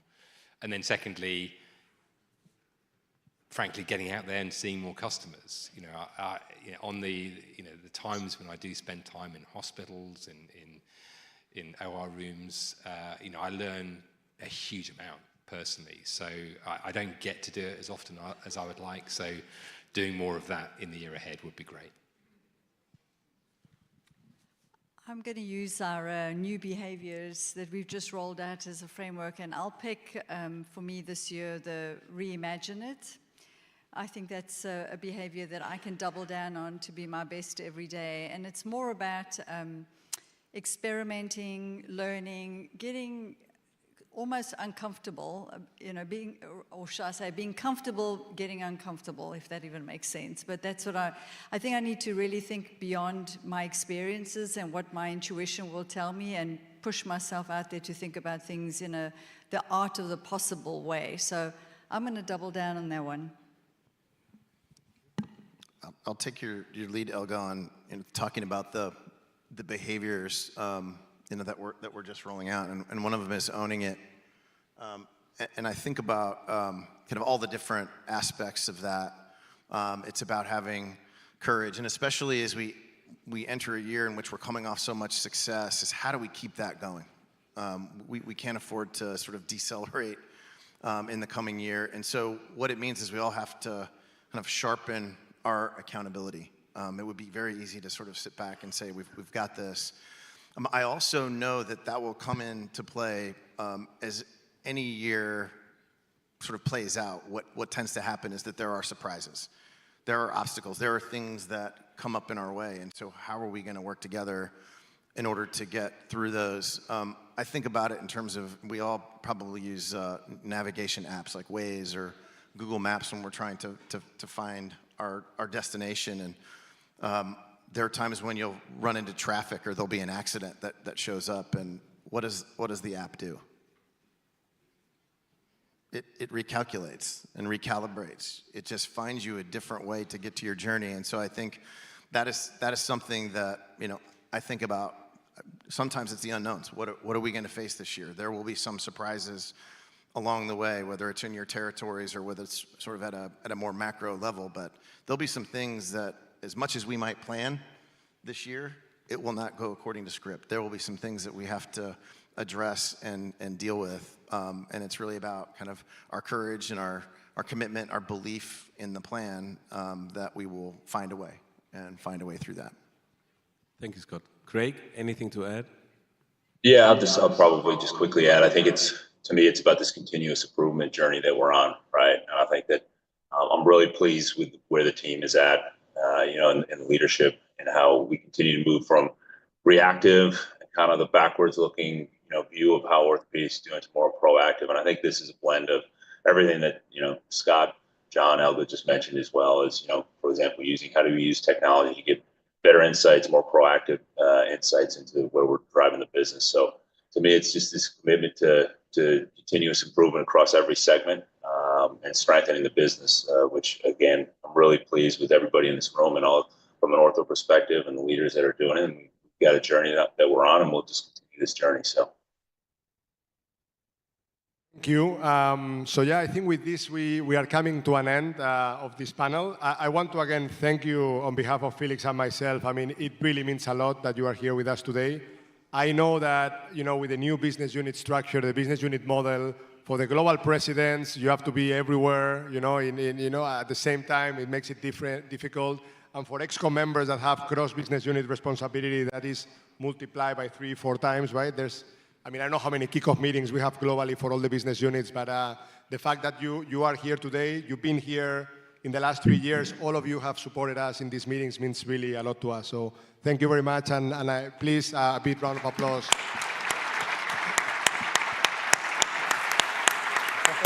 Okay. That's sweet. So, Joaquin, Felix, please join me here. Please join me in thanking everybody else for joining us. Yes. With a round of applause. Yes, that is how we do it. Thank you. So how do you like my outfit, Scott? It's good. I like your scarf. Yeah, thank you. The great thing about this outfit is actually it's something that you guys can do as well. You have it in your goodie bags. We provided you with some warmth. You're going to need some warmth here. You guys, how about you join me here? Yeah. So you tell me, are these like the most stylish colors for this year? Did you pick and choose them? Yeah, me personally. You like it? Yeah. Yeah, I think it should be fine. Plus, the logo, right? I always need to make sure Very nice. to have the Looks logo really in good. like some good space. Very corporate, very good. Yeah. So who's ready to rise the Everest? Because yeah, hey, good. Oh, good.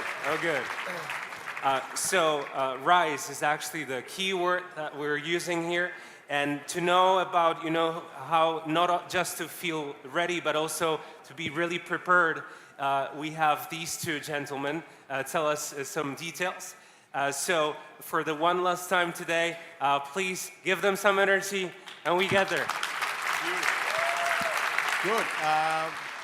So this is the last session of the day. Again, we try to make it a bit light. A lot of work will happen then in the cluster breakouts, but this is where we kind of try to bring it home, and then we go for lunch. You have a clicker? I think so, yeah. Okay, yeah, good. I checked, yeah. So, yeah, let's go back here. So, yeah, a little bit of a recap of what we just discussed at ExCo, things that resonated with myself and with Felix. So I think, again, it was great to hear from John also where we are as an enterprise and why now is the right moment to basically go from defense to offense, right? And again, it's really a strong commitment that we see from the entire ExCo behind it. I think, obviously, from Elga, very inspiring also around all the things that we should expect from the people perspective, also around tools that AI can help us to perform better. And I think from the last panel, there were things that really resonated with me. I will also hand it over to you to see if there's things that you want to add. But I think Craig mentioned, again, on RISE, he was very inspired by the fact that the foundational blocks are the R and the I, right? And I think specifically around the R, I mean, many people in this room, besides being a Smith & Nephew employee or a sales rep or a marketing person, they are actually patients of some sort, right? Orthopedic patients. I have an ACL surgery myself. As you know, I know Scott, I think you had an Achilles surgery in the past when you were playing professional football. And obviously, Craig has 2 hip replacements. I don't know, Felix, if you have anything, but if not, get ready. Yeah. Let's take it offline. Yeah, just saying. And then again, and I think from Scott, again, what also was really resonating really well is what you said. I mean, the fact that we have these kickoff meetings is because we have a lot of things to talk about every year new, right? We always discuss whether this year we need to do a kickoff, no kickoff, and then we realize we have so many new things we need to talk about, RISE, but also portfolio that we actually have to do them, right? So again, this is the session now where we try to bring this closer to international BU. Felix, anything you want to add before we move into any? No, I think let's go into it. Okay. So let's, not working? There we go. So when we look at international sports, again, we have our vision that Scott has been communicating globally throughout, and we are really in the same line across international, which is we want to become the #1 sports medicine company in the world. Luckily or fortunately for us, in many of our markets in international, we are already #1. So in those markets, we want to continue and keep that position. And in some other markets, we might be #2, close to #1, and we want to continue to accelerate to reach to that leadership spot. When we look at how we're going to implement RISE this year, again, when I think about the R, it's also very much about the portfolio, because we have a portfolio that is what really helps us to treat more patients. And that portfolio, to simplify a bit, we can split it between what we call core portfolio, things that we have been for many years that are the foundational elements of arthroscopy surgery. And then we have obviously all the innovation portfolio, new products and all that, right? So again, for us to fulfill our reach component, we need to make sure that both parts of the business are actually performing well. That's what we call balanced selling or balanced portfolio, right? Again, specifically to the new product launches, in every cluster session, you will have a bit of a deep dive because not every cluster is in the same position. But the request here is that we look at both the core business and also the innovative and MPLs. On innovation, again, we're going to continue to do a lot of market development on those segments that we have entered in the past couple of years. That is specific on the sports side is foot and ankle, that obviously we went big last year, and we want to continue to go big this year. And then biologics, which obviously has a regenerative component, but as we move into 2026, we will be launching across most of the markets here today our CartiHeal Agili-C or cartilage biologic option. And then also, it's about elevating the standard of care in the way we engage with our customers. And there's a lot of work that we've been doing in the last few years to get also more techniques, more evidence, and so forth. And the idea here is to make sure that you are also kind of aware of all the tools that we have available and you know how to use them in your clinical conversations. When it comes to scale, or the S of RISE, again, last year we introduced a program that we've been running in international called Category Leadership. This is basically a program where we challenge ourselves to not only look at internal KPIs to measure success. So it's not about delivering on the budget only. It's how do I get to #1 position in all the segments that we play? Because today we have a portfolio where we can really aspire to be #1 across all the segments that we play. That program, we have framed it under Category Leadership. There was a lot of good work. Many of you were involved, and we appreciate in 2025, and we will be continuing with this program in 2026. And then also it's about amplifying everything that we do on marketing, both traditional marketing, but also digital, and obviously medical education. And I've covered a bit this morning around what we are doing with Inspire, what type of programs Saurabh and the team are trying to do more of and scale. And the last one, execute. Again, nothing that we have not done over the past 2 years or 3 years. We need to continue to consistently deliver and also have this continuous improvement mindset to make sure that we also free up resources and funds to reinvest to fuel our future growth, right? And we discussed a bit of this earlier today. So what are we asking specifically to all of you in terms of priorities and what we hope that you take home and you try to apply? On the R, it's all about try to maximize all the opportunities that our portfolio brings. We are also aware that one of our biggest competitive advantage, which is the breadth of our portfolio, sometimes can be overwhelming when you have to carry the whole bag. We understand that, and we are looking at ways to support you on that process. But our success lies on both, as I said, the core portfolio and also the new products. So make sure that you maximize those opportunities. On the I component, it's all about what we call Vitality Index. It's the, again, penetration of innovation. And my comment here is, again, specifically on the new segments, we now are ready to go and aspire to be #1. So it's not about only go and play. We need to win foot and ankle. We need to win biologics as soon as we, cartilage as soon as we launch. And make sure that you use all the evidence and all the training materials that are available and that we continue to create as part of your toolkit for success. On the S, as I said, category leadership, and this is first, my request to you guys is that obviously there's going to be materials that will be prepared and will be rolled out to all of you. But again, it all starts with the mindset. I mean, we need to aspire to be number one in all the segments that we play because right now we have a portfolio that allows us to be that ambitious. And then again, work together with your marketing teams, work together with your medical education teams because we have a lot of good stuff coming our way in 2026 that will help us to increase customer reach. And the last one on financial discipline, nothing new, but again, specifically to you, deliver on your targets every month if possible. If not every month, at least every quarter, right? This is something you've been doing really well, but let's just continue to do it. And you know, we also believe there is a bit of an untapped potential around collaborating with other parts of the business today. So collaborate, again, as I said, with marketing, medical education, with the Center of Excellence, with the corporate accounts team, the sales team, and so forth, so that we can win as one team. So with that, over to you, Felix. Oh, sorry, please? Only one clicker. One left, the other one got lost. So, what does RISE mean for Ortho? But before I start, maybe just on behalf of both of us, what I just also want to make clear, because we're talking a lot about RISE here, what it means to you, what are the priorities, but I think it also means sometimes something to us, right? And I think the job of Joaquin, myself, and the leadership team is not just to prepare the presentation, to talk about it. I think our job is to enable you to win and to execute. So I think what is really important to say with verticalizing the business in business unit, it's our job to remove complexity. It's our job to delegate decision authority to the lowest level possible, because only then you can simplify the life of the customers and you can act fast. And I think the commitment we are having is any obstacle which you face, and you need to be very vocal about it, you need to message that back to us so we can act. And we can make sure that we remove that complexity, which always happens in organization of that size. But I think the actual purpose of having dedicated business units actually to overcome that. So we increase speed and agility. Now, for RISE. Does it work? It does work. Let me just click through that. Okay, so what this means for orthopedics.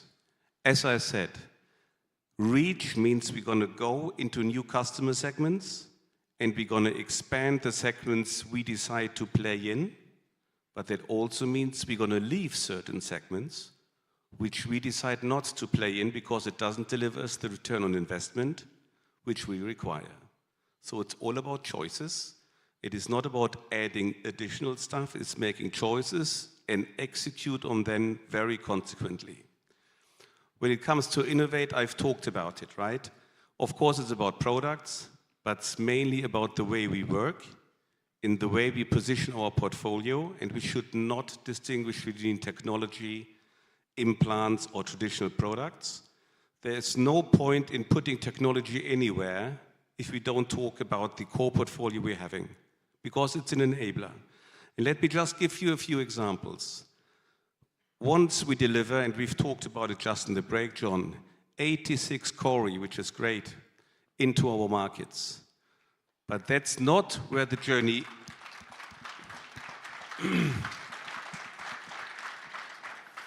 This is not where the journey ends, it's where the journey begins.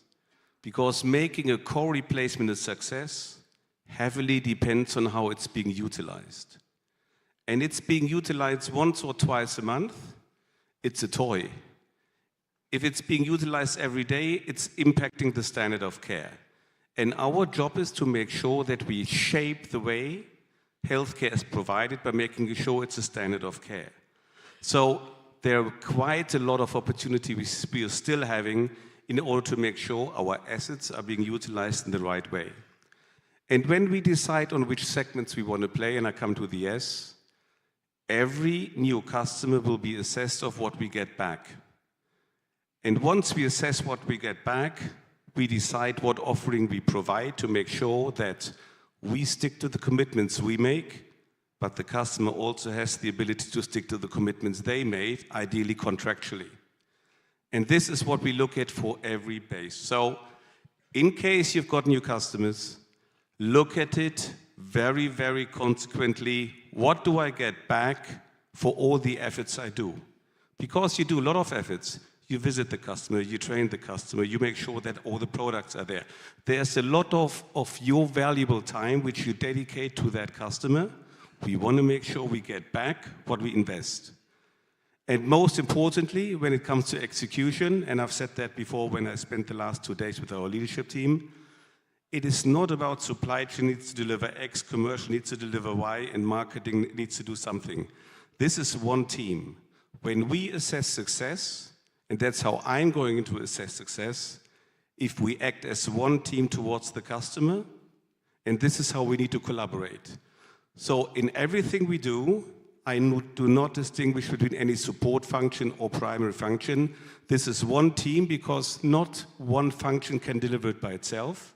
So it's a common effort of all of us, and it will also be the common success or the common failure of all of us. But that's what team play is about. So let me summarize. We're going to be very careful and very diligent in assessing our customer base, where we go, but where we want to grow. We're going to make sure we put all our efforts in the priority segments, and I can tell you right now, there is massive opportunity. 80% of our revenue is done by 20% of our customers. Imagine, the other 80% only contribute 20% to the revenue. It's a massive resource allocation to those segments, which we need to convert into the other way around. So there is massive opportunity. We're going to make sure that every core installed is being utilized, or we increase the utilization to make sure we shape the standard of care instead of providing toys. We're going to lead with technology, but we're going to lead with a procedural technology. We should not be talking about robotics without talking about our implants. We need to talk about the actual episode of care, starting from pre-operative, intra to post-operative care, and how we contribute and simplify the life of the customer with providing data, but also providing great support. And training is a very important component of that, and we will focus on this one. We make sure we execute very, very consequently if we believe we are not in the right segment, and we're going to redeploy those assets into the segments we want to play in. And this is very important because the assets we have are constrained, and we make sure we play with them in the right way so we get what we actually want to get back so we can reinvest it into the business. And last but not least, as I said before, this is one team execute on it. This is not, let's say, an assembly of functions. We act as one team, and that's how we actually need to look into the business, and that's how we need to talk to our customers. We're providing an end-to-end experience by partnering with us. We're not supplying products. It's about experience working with Smith & Nephew, and this will make the difference versus other companies who are actually not doing it so well. So also here there's massive opportunity. With that, Joaquin. Yeah, so just to close, and as you have seen, obviously orthopedics, sports medicine, businesses with similarities, but also businesses that are different, priorities, some of them are common, some of them are different. I think, again, it's very important that we kind of find the right toolkit for success. And I think, again, you've proven in the last couple of years that we are on the good trajectory on both business units. So to finish this session, I just want to, together with Felix, you have already seen, you've heard from Exco, you've heard from Felix and myself. Now it's all about you. It's about how do you maximize the next, 2 days that you have here to basically go back to your home countries ready to rise that 1% above every year, right? And again, this is a mathematical extrapolation. I'm not a finance person, but there is a compounding effect on being better, 1%, only 1% better every day, right? If you do that every day during 365 days, you end up being 37 times better than what you were at the beginning of the year, right? So that's kind of what we're asking you to do. Look at the mirror every day, try to see where we can get a bit more from the opportunities that we have. Again, use the RISE strategy framework if you want. We have some ideas here around call to action. But I'm pretty sure, ideally what you guys should do is go back and have your own call to action for the year, right? So again, maximize the cluster sessions. We will come back. We will celebrate a lot in tomorrow. But this is also about, okay, how do we continue to be successful in 2026, and how we, in a way, drive Smith & Nephew at an enterprise level to new heights, right? As we've seen at the beginning of the session. So with that, Felix, any closing comments from your end? Yeah, as you said, I used to be a finance person for 10 years, and everyone knows Warren Buffett, I guess. What the guy said is the way to get rich is buy and wait. The rest is happening by compounding interest. And when we talk about getting better every day, just a little bit, this is all about being persistent and doing the same challenges, or challenge yourself every day a little bit. Not every day will be a winning day, but in general, we're going to advance. And I think this is all what it is about. Each of us is trying to give their best. Not every day is a successful day, but over time, if you're persistent in what you're actually doing, you will see the benefit. And that's what it's all about. And this is what makes us in 2026 very successful. I'm convinced about it. And in the end, as we said before, it's very, very simple. We need to focus on the few things we've talked about, and those things we're going to achieve. And if we achieve those things, this is our make or break. All the noise in the system which holds us away from doing it, it's our job to remove it, and then we're going to win as a team. Thank you very much. Thank you, thank you, thank you. Thank you. Thank you, Matt, also. Yeah, but don't go anywhere. Actually, we have one more minute. Yeah, you guys are amazing. Right in time. You guys are amazing. But please don't go anywhere, because we still need you here. And by the way, you guys had this fancy PowerPoint about exponential growth. You said you were no mathematician. So I wanted to follow up with our CFO. John, does it add up? Does it make sense? That was not in the script, John. It's not on us, right? He has just made it up. What I heard was we're going to grow 37 times in 2026. So I'm looking forward to that. Yeah, some skepticism, I feel.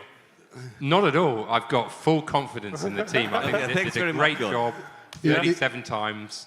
2026 is going to be the year. So great to have you here, John. Thanks for coming. So that's CFO approved. Got it.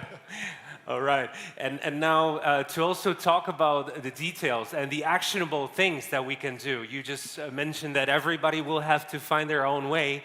Now is the moment for you to grab your phones. We'll do something special, something tangible, something that will translate these ideas into actions. You know, it's still January, so we are planning ahead for the whole year, and we want you to think about what can we do? What can I do? What would be my biggest goal? What is my biggest goal? If there's just one thing that you imagine yourself doing, what would that be? Scan the QR code and let us know. This will be happening while we're here. And you two are part of this as well. Yeah. Execution is the first ever answer that we got to this one. And let me see how everybody is doing over here. Vafa, did it work for you? Yes. Good. Cedric? Yeah. What did you write? Yeah, 10 Corys maybe this year. Why that? Because it's the future. Because it's the future? Mm-hmm. What do you guys think? Victor, what is your word? What is your idea? It's hard to tell, but I imagine that there are so many words buzzing in your head, which actually, by the way, you know, this really shows you that. Israel, I wonder what you wrote. Enjoy. To enjoy. Yeah, so aprovecha, right? And enjoy, disfruta. Oh, disfrutan. Okay, yeah, to enjoy life. That makes sense. We have so many incredible suggestions. Curiosity, collaborate, and gains, continuous improvement.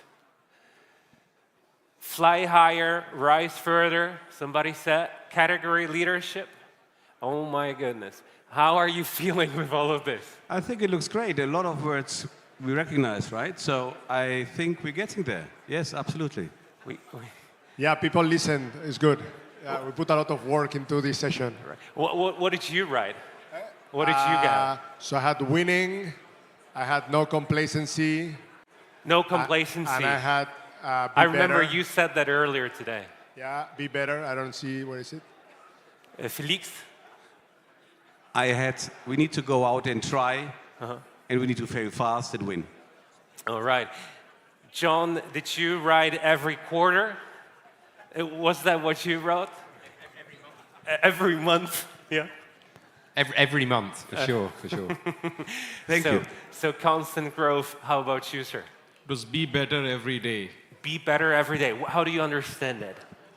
Through our various KPIs, for example, the revenue growth, the people KPIs like the Gallup scores, our attrition percentage, bring it down by a little margin in 2026. So it's a mix of the business KPIs and the people KPIs.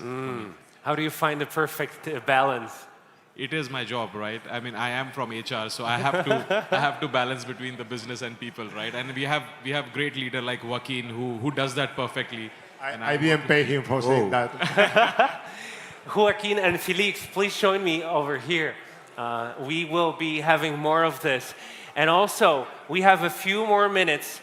So if you guys have any questions about today, any questions, any comments, just raise your hand and I'll come over to you. And you guys will also get a chance to hear them reply to this. And I do have one question for you, Joaquin. Or maybe before, let me ask you, who has ever worked with HIP products? Who has ever worked with HIP products? Oh, a lot of people would be interested in that. So this is how you were starting at the company. In 2 months, it will be 18 years that you're with Smith & Nephew. And for the first year, you were a HIP product specialist. That's correct, yeah. So I wonder, what was important to you that kind of helped you grow further in the company? Yeah, so I'm surprised, Matt, that this was not in the script. But yeah, No I worries. joined almost 18 years ago. I joined as a HIP product specialist. I was also doing navigation back then. Navigation? We had the partnership with Brain Labs. So I was supporting a lot of cases back then. So yeah, I mean, I joined the company with no orthopedic experience, no medtech experience. I didn't really know, what Smith & Nephew was all about. But yeah, I think since the beginning, there's a lot of change that has happened in Smith & Nephew over the years, but specifically to culture, it's been quite the same. I mean, in terms of care, collaboration, courage. So that's basically what, I arrived, I was new, I didn't know absolutely anything. So they got you a nice little desk? Yes. You got a laptop? Yeah, I got a company car. I was traveling a lot those days around Spain. I got a phone. I think it was a BlackBerry back then. Cool. Yeah. Everybody wanted a BlackBerry back then. Yeah. Everybody has ever owned a BlackBerry? Yeah. You are the group. You are the demographic. Yeah. And I think what is great also is that many of the people that helped me in my journey are still here with us today. I saw Amador before. He was basically the person that trained me. So yeah, that's the other thing. He's in here? He's in the room. I don't know where is Amador, but Amador was a big part of Can you my raise your early hand? success. Can he Where is raise his- Amador? Amador Romero. ¿Dónde está Amador? No está? Well, he was there before. But yeah, I mean, the people also help, help a lot in, and I think that's also a recommendation for the new joinees, that they tap on the expertise of the people that have been in the company for a long time. Yeah. Let me check one more time. Does anyone have a question? Oh, do you have a question? Okay, wonderful. So your name is Charlotte. Yes, hi, I'm Charlie. Looking back over 2025, what do you think we've got better at as a company that's going to set us up for success in 2026? I'm going to start. Look, I experienced the last 2 months of 25. So I can talk about the last quarter, but what I've seen, and when I compare and talk to people what has happened before, I think there's a lot of dedication towards winning, and there's a lot of pride, because there has been quite a bit of fixes over the last 2 years to make our company better and simpler to operate within. And don't underestimate the simplicity of operations. It just changes so much because it gets speed, clarity, and decision making is much faster. And you cannot measure it directly, but you will see that this provides a lot of joy to team play. And I think that's one of the biggest achievements which have been done, and that makes me very positive and optimistic about 26. I wonder, Charlie, if... No, just to add, so, I mean, there's, especially around the international region, I mean, we've been performing at high level across sports and ortho for a while now. I mean, it's not new. We've obviously been building on that. But I think one of the challenges that we've had in the past was that the enterprise was kind of in fixing mode, whereas in some pockets of the company, we were kind of already in running mode, right? So I think the big opportunity for us this year is that now the entire company goes from defense to offense, as we discussed, and we are actually ready to basically jump on that train because we've been ready for a while, right? So I think for me, that's the biggest opportunity to untap a little bit more of potential because, you know, again, we are doing great things, but now the company is really moving mindset to offense. How do you feel about it, Charlie? No, it was a great answer. I've been away with a child, so it's good to hear how we've improved over the last year and how we can succeed in 2026. Thank you for it. Thank you. How long have you been with us? 3 years. 3 years, wonderful. Let me check if there's any other question. That probably was it. And we still have the breakout sessions, so that's exactly what we need. You know, it was incredible here being with these two guys, so thank you guys. Amazing. Thank you. Thank you very much. Thank you, Matt. Thank you.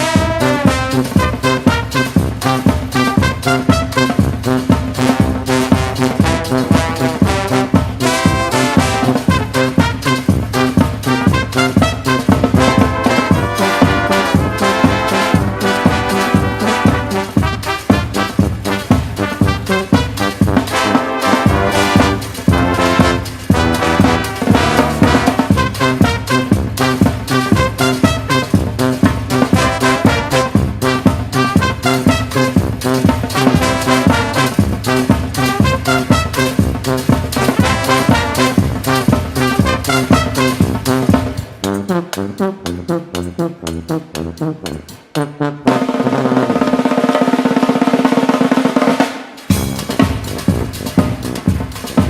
everybody, they are called the Brass Federation.